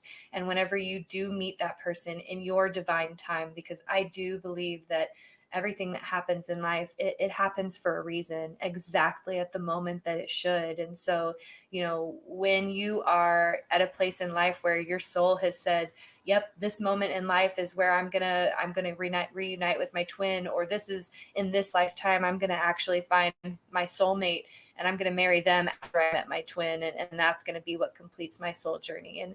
And understanding that everybody's journey is different and unique and special to themselves. It doesn't have to be, my journey and my path is right for me just as much as your journey and your path is right for you. And so it's releasing those judgments of, oh, my twin flame journey has to look like A, B, C, D, E, F, G in order to get to union, in order to be happy, to feel my soul purpose. And it's kind of like releasing all of that and just understanding that you are here to flow as a divine being of source, experiencing life. And so, not to keep yourself from the beautiful things that come your way, and also finding that balance between honoring your heart and your soul, but also chasing your dreams and not allowing yourself to be in situations where you are not being treated properly, or in places that are healthy for you. And so I know a lot of it can be learning to set those boundaries. And, like I said, at the end of the day, your twin flame is going to be your greatest teacher, your greatest healer. They can even be your greatest best friend, because they're going to understand you on a deep, intimate level, because they are your divine reflection. So if you are experiencing these energies, they are experiencing these energies too. And it may look different for them, but trust me, they are experiencing it too. And so, like I said, it comes back to that love. Like, if you are on this path and you're not sure how to move forward or what to do, just know that love is always the answer, and you can always make any situation better by just pouring love and understanding into it. And especially with yourself, like, honestly, a lot of it is finding that love for yourself and learning how to show up and love for yourself, so that way you don't seek it from somebody else. I know for myself on my journey, finding that piece of life where I now know that I can wake up every day and choose to be happy and choose to do things that make me happy has brought me so much peace that nothing can take away, because this is coming from me. So I don't have to wake up and worry, is my partner going to leave me today? Is my best friend going to say something that's going to hurt my feelings? Are they going to hate me now? I don't have to worry about any of that stuff, because I find my peace from within me and I share it with those that I experience life with. And it's just really empowering. So I just send so much encouragement and love to everybody on this path, and send you guys some hope too, to know that, I've experienced some pretty dark moments on this twin flame journey. I've gotten stuck in many loops of finding that self-love, and that chaser dynamic of, well, I know my higher purpose is to be in union, and not fully understanding what it means. And so, just know that it does get better, and the more love you share with yourself, the more love that you share with others, the easier this path gets. And I still hold hope that every twin out there that is seeking union with their divine soul, that it comes for you, but just in the most healthy and abundant ways, and understanding that it does not have to be about this. It doesn't have to be a romantic thing. It can absolutely be the best friend, or the family member that's always there for you. And just honoring your journey wherever you are, and honoring others as well, because we all live in our own truths, and learning to find that balance between, I honor your truth, I respect your truth, but I honor and respect mine as well. Yeah, and happiness is the answer. I think that's a sentence that, Gandhi, Bob Marley, John Lennon, and the likes would be very proud of hearing you say that. And it really is this thing of just allowing yourself to be, and allowing yourself to enjoy the experiences that you have.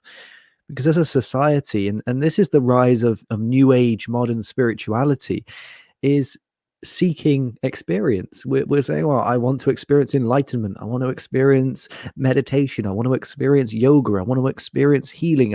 We want to experience. So we go chasing the experience. Whereas when you truly indulge yourself in a spiritual way of life, because it's not about experience, it is a way of life, it's how you live.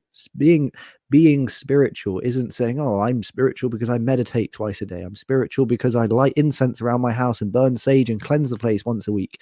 That's not that's something that we do as a consequence of living as a spiritual being. Because truly just allowing yourself to surrender to your journey and to enjoy whatever comes to you, and knowing that whatever's meant for you will come for you. This is how we really embrace the whole idea of being spiritual, because it's less a case of being spiritual and just being. It is just about being in a way that's in alignment with you. And you can be a spiritual person, and you can, hate the smell of incense and not really like doing yoga or whatever, but still live as a spiritual person. Although meditation and things like sage and other mildly psychoactive things that we burn as cleansing aids in spiritual development and spiritual growth and spiritual experience, they don't define what makes us spiritual or not.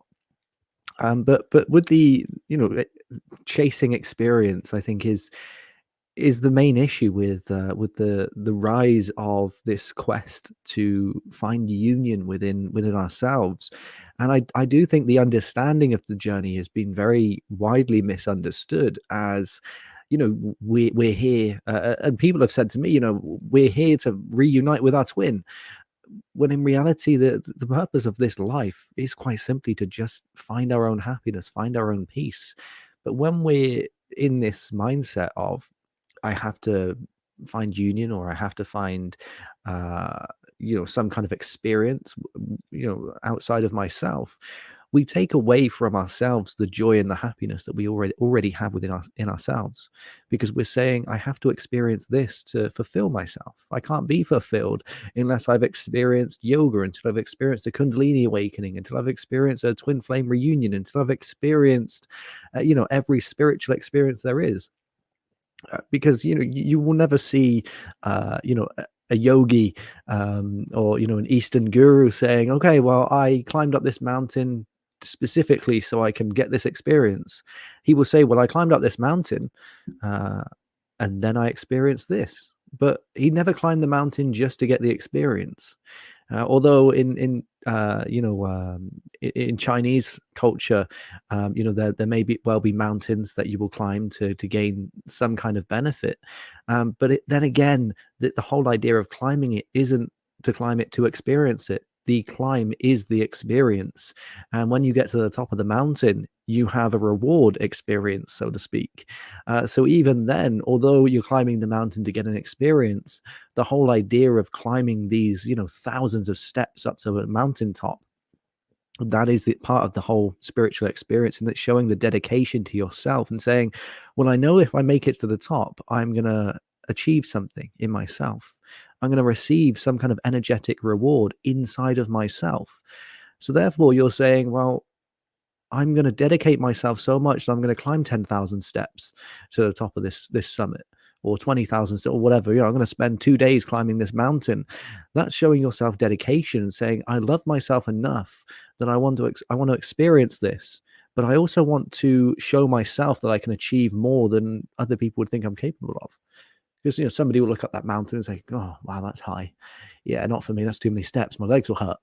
Another person might go, well, that's high mountain, let's go and achieve that, let's go and explore, what an experience that I'm never going to get again.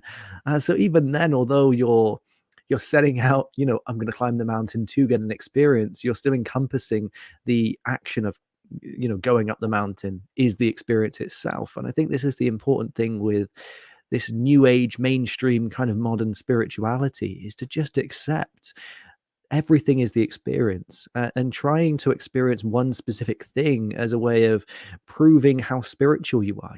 I've seen so many people who will use, it's like, oh well, I'm in twin flame reunion so I know best, or I've meditated for 10 years so I know better than you, I've done yoga for X amount of years so I know more than you. This is the way the ego wants to come in and gain control and power. And it's quite ironic how, you know, a lot of spirituality is moving away from egoic mindsets and moving to a more harmonious one.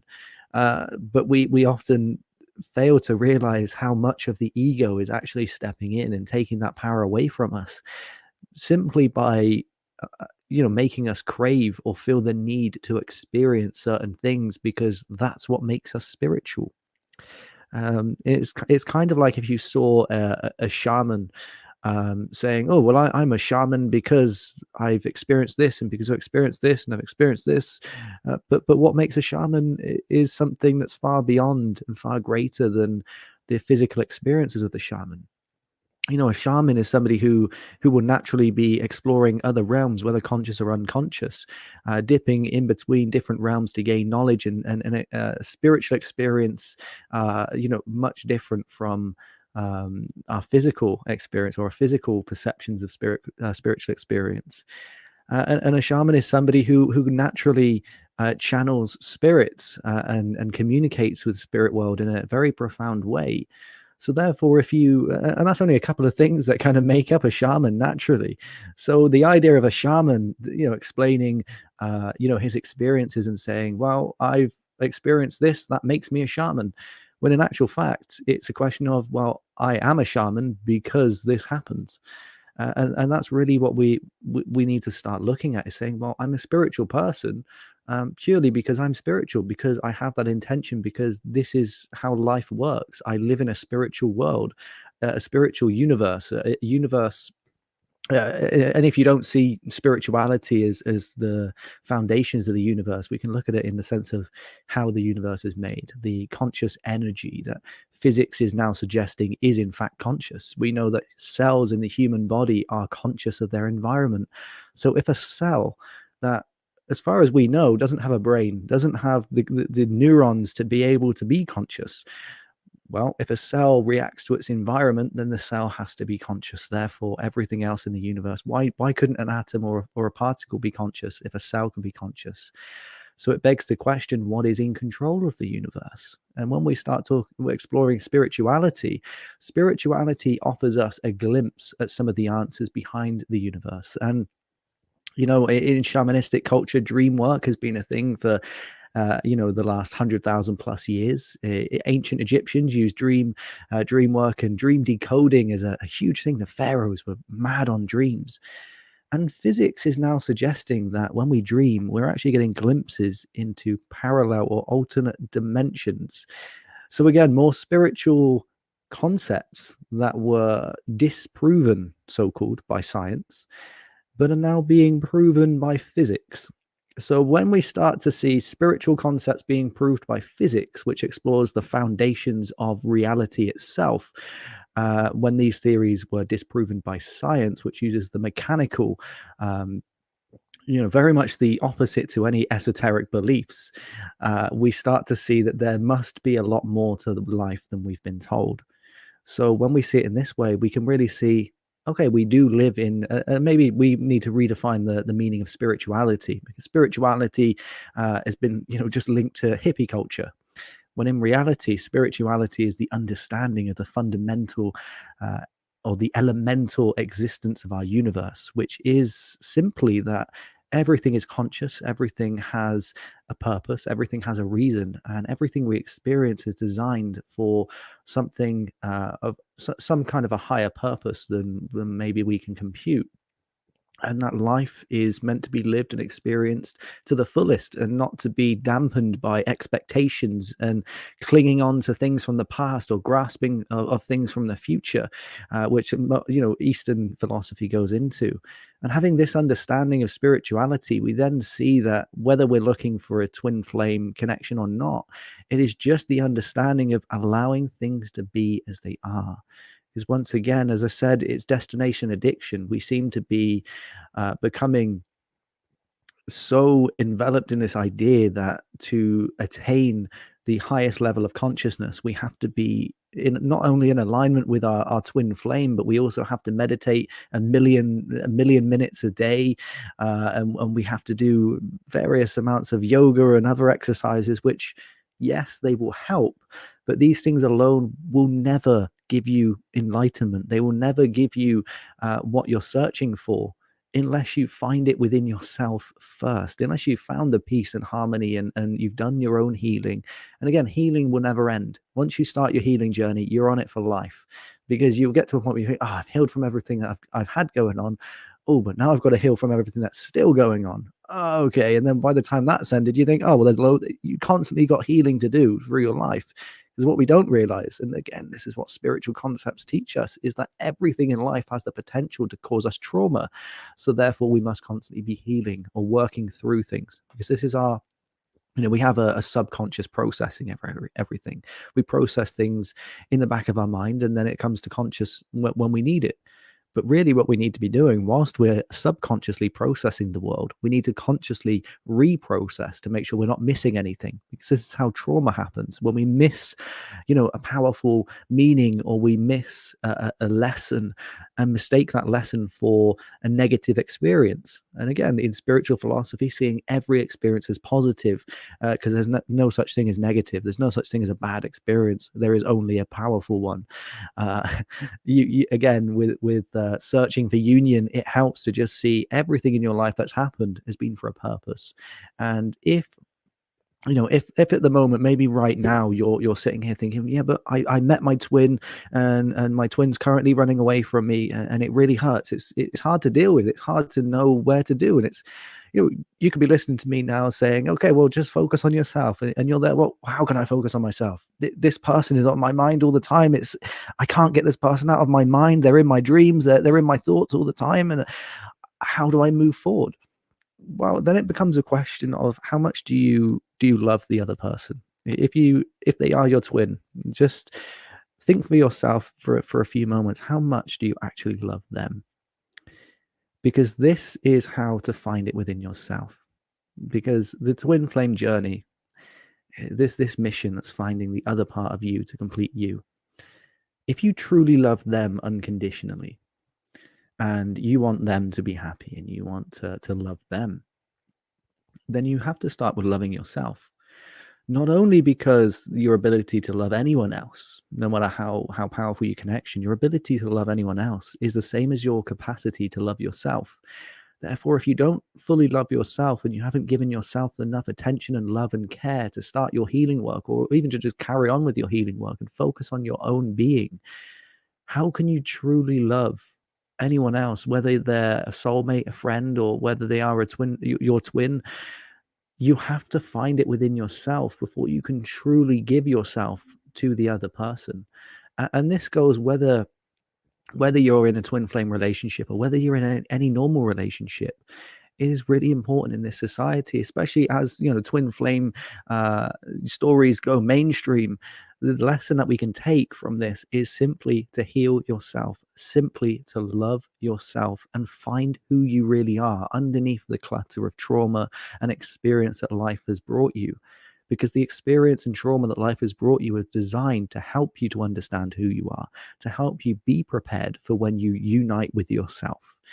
And when we begin to see this union as not a union with another soul, but a union with ourselves, and if the twin flame journey is about self-healing and healing ourselves in order to reunite with ourselves, as I said earlier, if you think who you are right now isn't who you really are, who you are right now is a result of all of your experiences and your trauma and everything that's happened.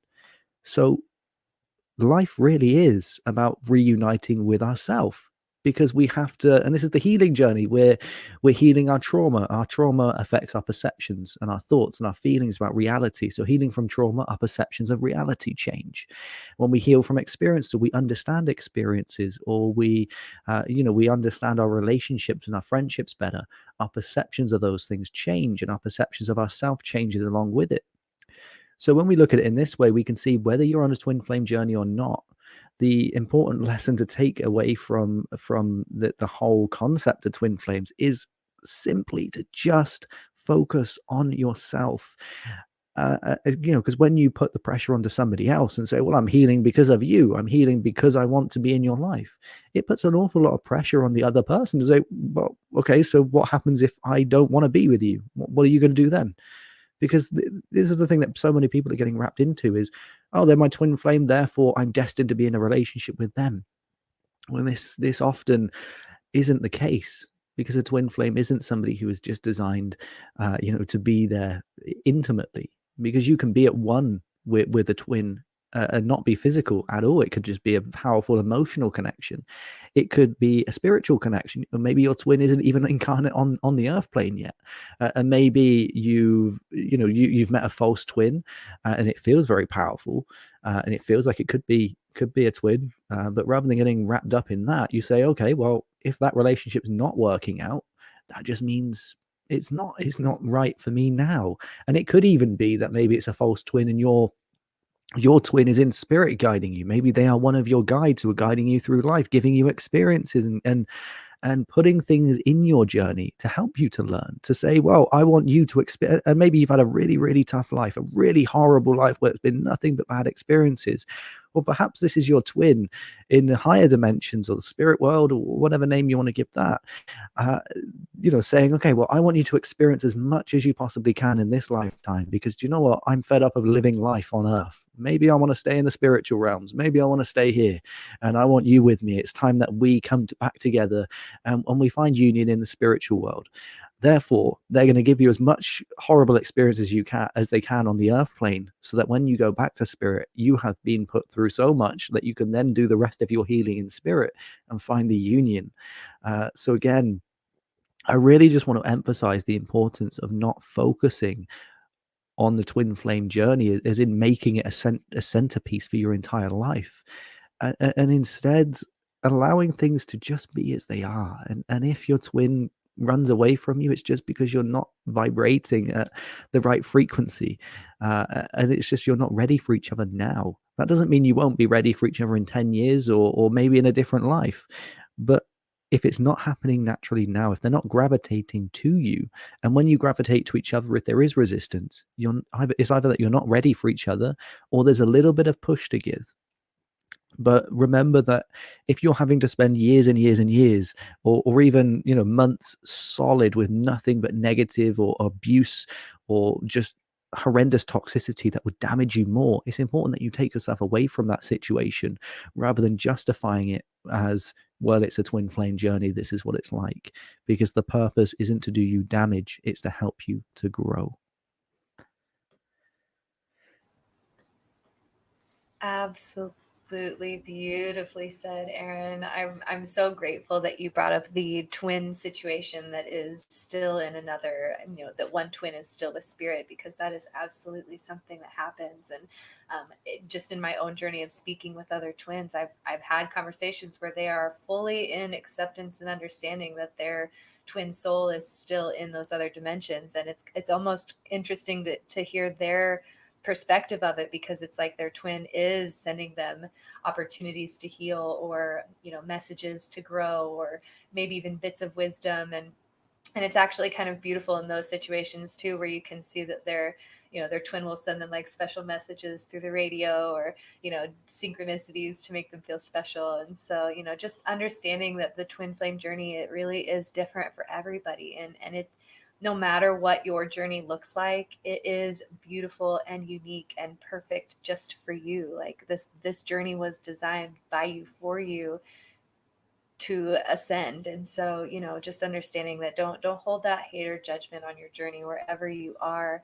um, I also wanted to bring up the fact too that as a twin soul, whenever you are in this place of, well, I want to heal because I love my twin, and I want them to be able to, experience better life, or I want us to come into union, whatever your motives may be, understanding that as you heal yourself, as you heal your wounds, you are actually energetically healing your twin as well.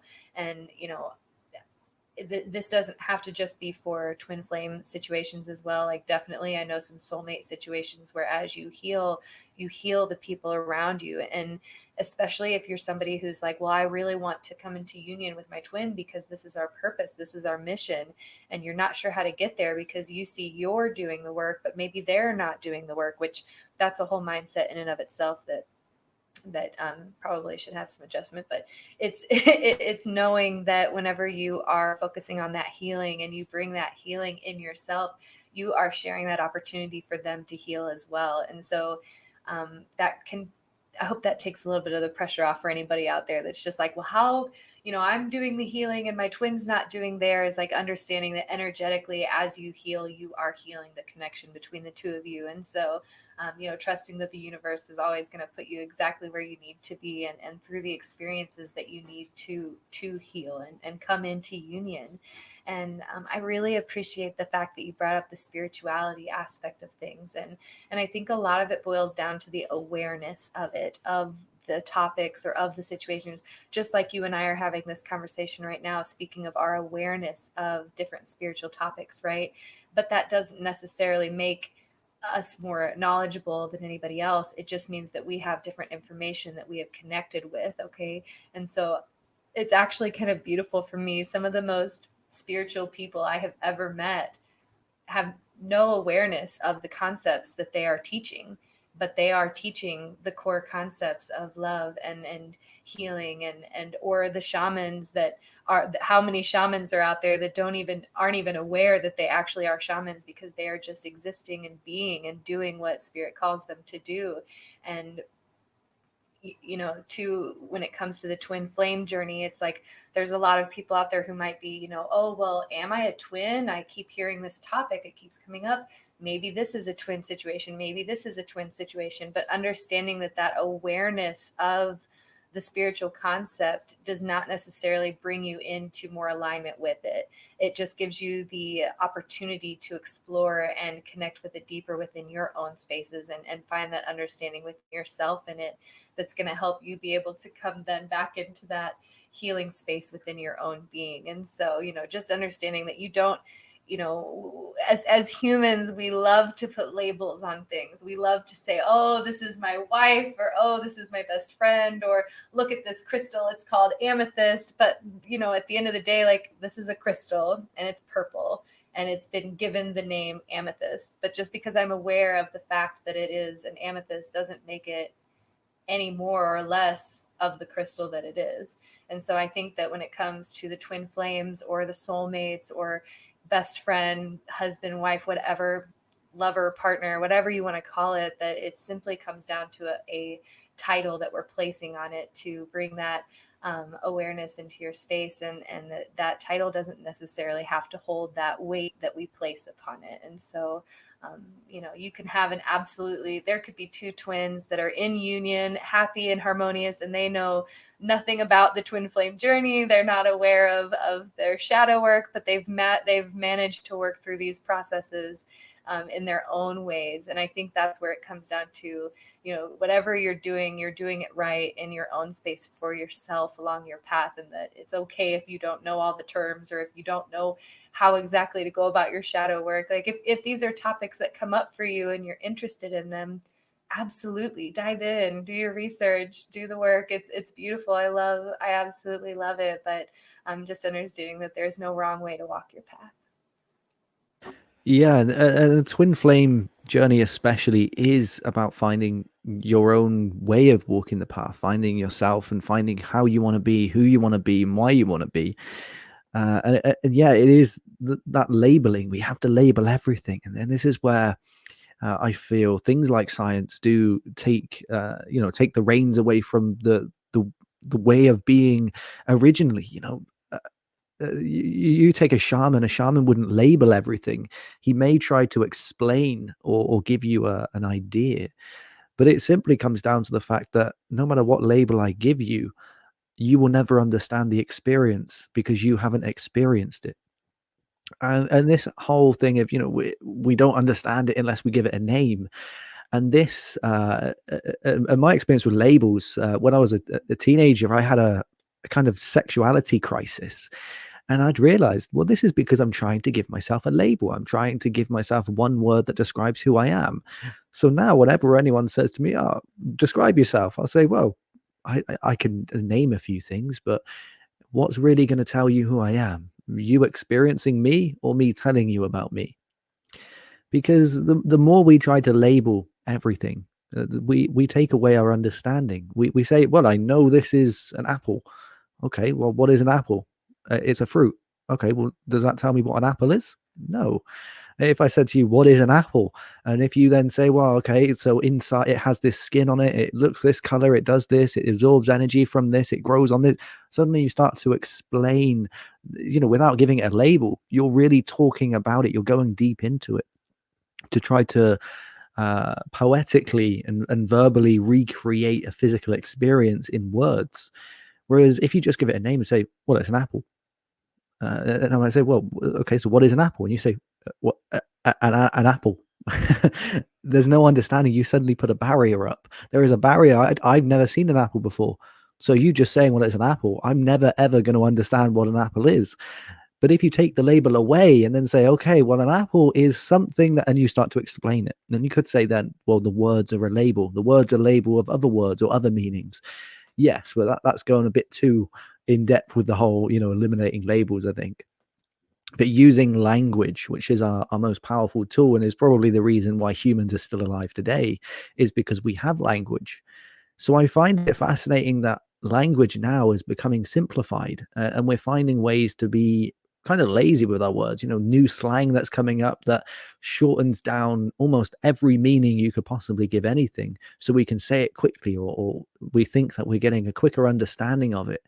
But really, we're missing the whole point of the experience, because language is a way of sharing our experience and sharing our ideas and sharing our minds. So when we start to shorten the language to make it quick and get it over and done with, we miss the whole point of why we're even using language at all in the first place.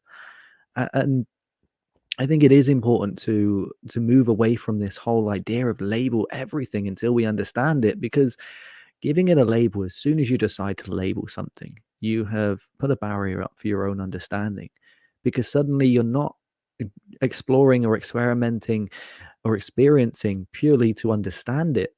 You're trying to know it. You're trying to say, well, I want to know exactly this, rather than say, I want to get to know and understand and experience this, which is ultimately what life is all about.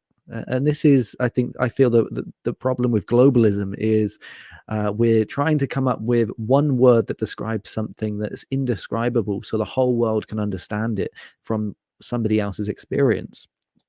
Because if you said to the entire world, I'm not going to explain it to you, you can go and experience it for yourself, people aren't interested in that. They don't want to know that. And this is the shortfall of society and humanity, is we're always in such a rush to experience things. We're in such a rush to understand and get to know things. And I feel this really relates to the idea of a twin flame reunion, or reunion of self, reunion of the universe, whatever name. Maybe you don't want to call it a twin flame, but you want to say, well, union with me, or whatever it may be. It's trying to give it a label to understand it very quickly. And in that, just as we're seeing with mainstream now, the understandings of so many spiritual teachings have really misunderstood and taken completely out of context. And the issue then is putting them back into context, putting them back into their original meanings. Because once the entire world, or the majority of the world, grasps, an out of context meaning, or maybe a meaning that was described, or an experience that was described using some form of slang, we lose touch with the original teachings. Which I feel with the twin flame, there were so many original teachings that, as far back as Mesoamerican civilizations, in the ancient past, they all talked about twin flames. But our so-called evolution of society, caused us to be misguided and misled in our understandings of so many spiritual philosophies. And I do think with the twin flame journey, the most important lesson that we can take is simply to do our own healing, and to love ourselves, heal ourselves, learn who we are. Because if we're looking for, and quite literally, if we take the literal label that a twin flame is the mirror part of ourself, and twin flame reunion is all about loving ourselves, loving the twin, loving the other half of us, and being in union with the other half of us, then it just says to us, love ourselves, love who you are right now, love your quirks, love your flaws, love your mistakes, love everything that you do right and everything you do wrong, because they're all a part of you. They're all a part of your experience. And it's not to say identify yourself with your experiences, because you're separate from your experience, but you are experiencing them. So it's important to allow yourself to just allow it to be, and not try to label it, not try to say, well, this is exactly what it is. Because in the search for a perfect label, we lose touch with the perfect experience of whatever it is that we're going through. But when you suddenly relinquish all labels and you say, I'm not going to try to explain it. Like my experience, there's so many things that I will say to somebody, there is no way I can put this into words, but if I would try, this is probably how I'd explain it. Because I always like to emphasize the label that I give isn't necessarily a reflection of the true experience or the truth. And you could say, well, this is true, this is false, but the difference between them is just what two people have agreed is true and false. Same with society. Science says, well, one person said this is true, like fasting, for instance. One person once upon a time said fasting is bad, you have to have 3 meals a day or your body doesn't work properly. Somebody else said, oh, I agree with that, because when I've had breakfast I feel good, if I have lunch I feel good, I have dinner, I feel good, I go to sleep, I feel good. And then you go into the Eastern world and they say, no, fasting is very, very healthy for you. And there's a line somewhere in the middle where it divides. Somewhere in the middle of the Eastern and Western world, there was suddenly a misunderstanding of what fasting even was. It's not about starving yourself, it's about allowing your body to use all of the energy to its maximum, potential. And having this understanding of the teachings, it is really crucial, because when we try to label it and agree what's true and what's false, we lose the meaning. Because a scientist will say, yeah, starving the body is unhealthy, but the scientists miss the understanding. It's starving the body short term, but it's not starving it, because it still has food processed in its body, it still has fat reserves, it still has food in the digestive tract that it's digesting. Therefore, it's not actually starving the body, it's allowing the body to use up all of the resources before it has more resources put into it. And this is the importance of relinquishing labels. And if you are labeling it, try not to label it too tightly, because you'll miss so many meanings and so many experiences and understandings in trying to give something one word in order to understand it. Absolutely, Aaron. I think that's one of the things that's so enthralling about the twin flame journey is the history behind it, right? It's this magical, very unique experience. It's very sacred and holy for the twin flames to come into union within this physical reality. And so I think that's where a lot of the excitement comes from it. It's like as society, we were raised in a place of like this hopeless romantic, like this place of anything can happen, but this big journey has to be achieved in order to get there, and the journey itself and the heights that it goes is what makes that ending so sweet, and to feel so special as to be able to be a part of that storyline. And I think that's where a lot of the draw comes from. But for me, it comes back to seeing like that my story is magical and special exactly the way that it is. um, however it happens for me, and so it's not to discredit that union, because I do know that there are twins that have come into union in the 3D, and they have all kinds of wisdom to share. There's plenty of workshops out there and stuff of different twins teaching, because it's in that aspect, it's those twins that come together in union are able to bring about a higher purpose into the experience that we're experiencing right now. And by coming together, they're able to do their work tenfold. And so it's this pull to say that this magical experience could be mine, and it absolutely can be. And I just want to encourage anybody, if this is a dream that you are searching for, if this is something that you want this divine partner that you can come into union with, that you can create these beautiful things with, to go for it, to set that intention, to call that into your being, and to allow it to come to your space in whatever way it does. And for me, it comes back to the fact that we are limitless beings. We are limitless multidimensional beings experiencing a 3D reality here in January or sorry, February 14th, 2021, So it's like anytime I come into a situation on my path where I come against resistance, it's normally because I'm trying to limit myself. And as my inner being knows I am limitless, the limits become these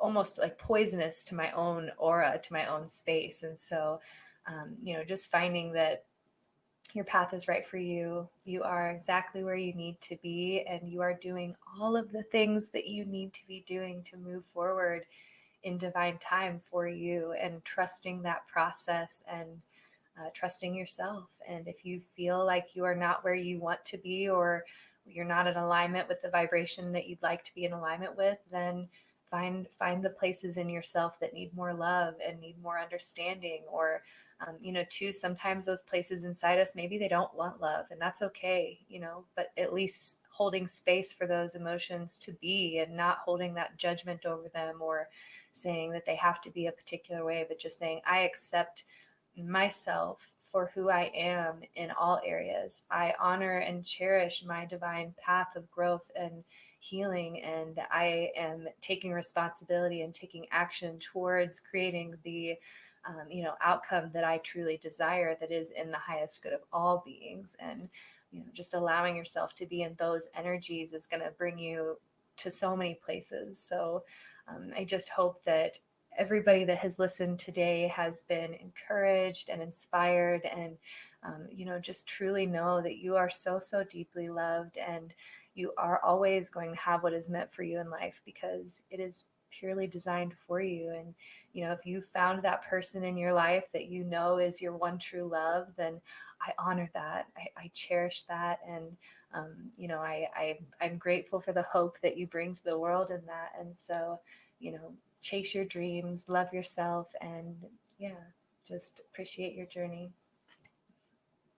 And understanding that your where you are right now is exactly where you need to be. And to kind of summarize everything we've kind of gone over, is with the twin flame journey and soulmates, whatever journey you're on, whatever part of the journey you're on, just remember to be yourself and allow yourself to be, and to just surrender to yourself as opposed to anyone else. The journey, whether it's a twin flame, whether it's a soulmate, or whether you're just on an independent journey of self-discovery, the answer to your quest is within yourself, and the union that you're looking for is the union within yourself.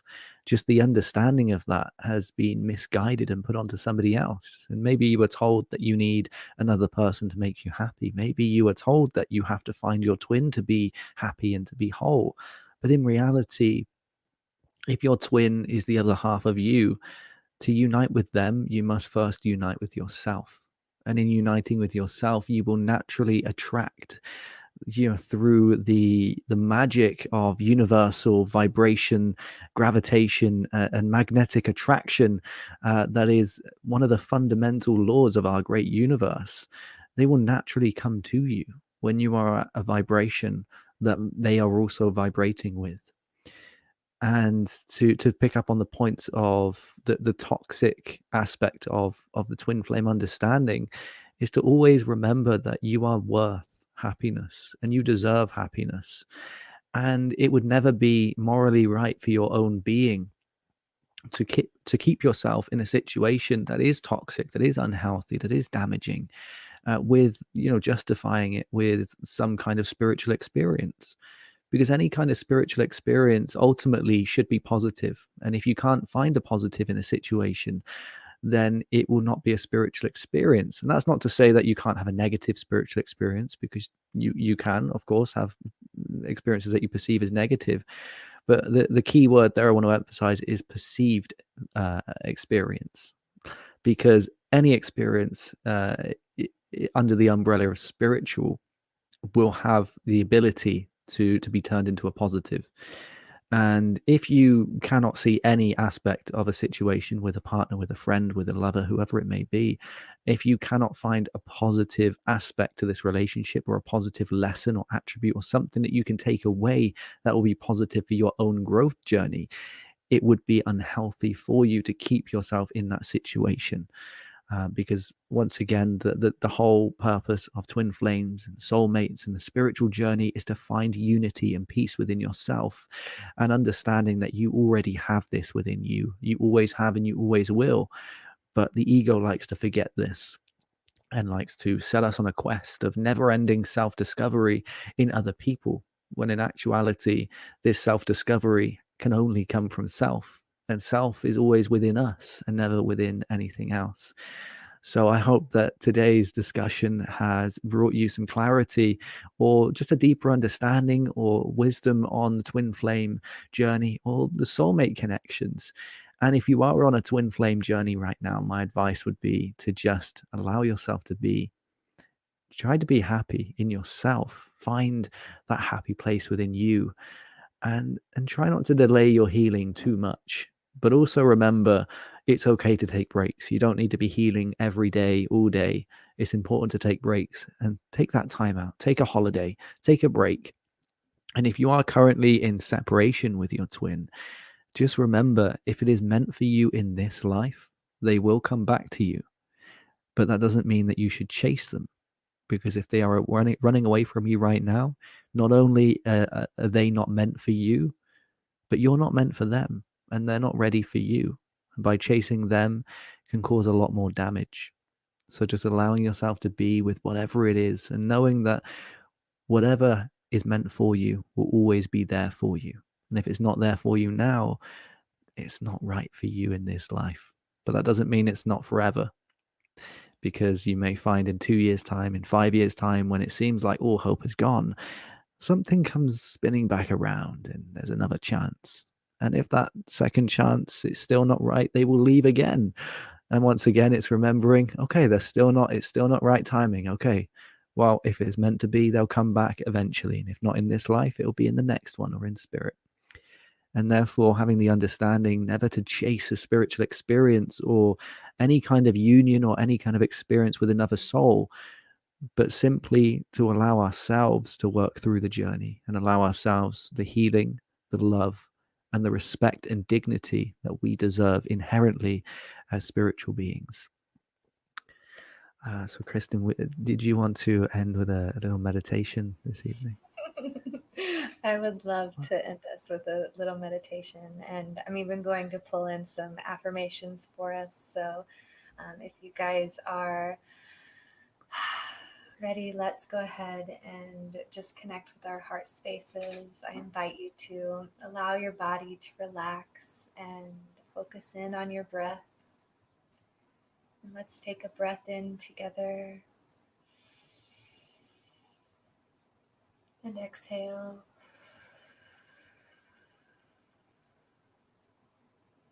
Breath in and exhale.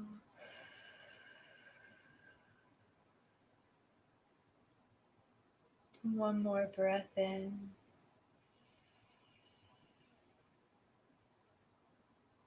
and release, allowing any tensions that might be in your body in this moment to leave.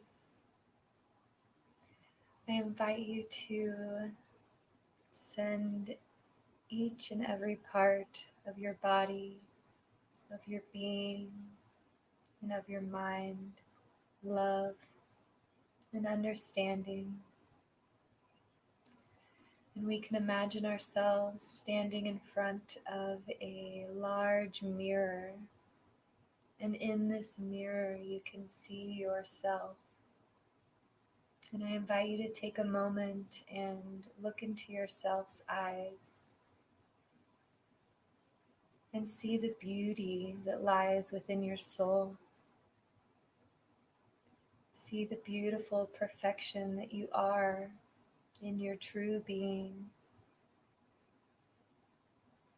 And as you look into the mirror, I invite you to say a few affirmations with me. I am loved.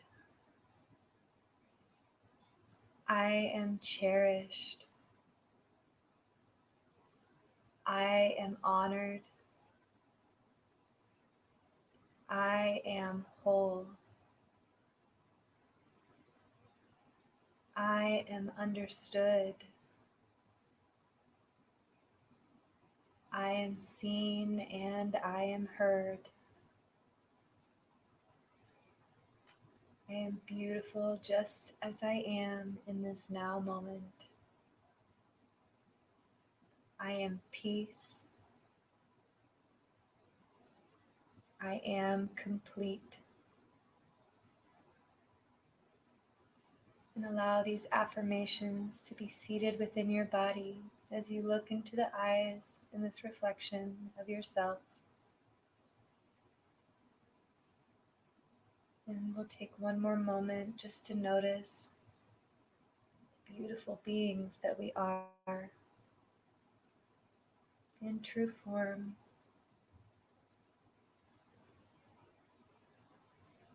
And we can take one final breath in together, and I invite you to breathe into your heart space. Breath in.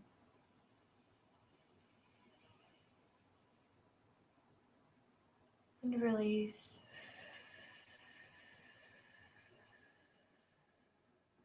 Sending gratitude to our bodies and gratitude to our lessons. And whenever we're ready, we can bring our consciousness back to this now moment, filled with peace and love.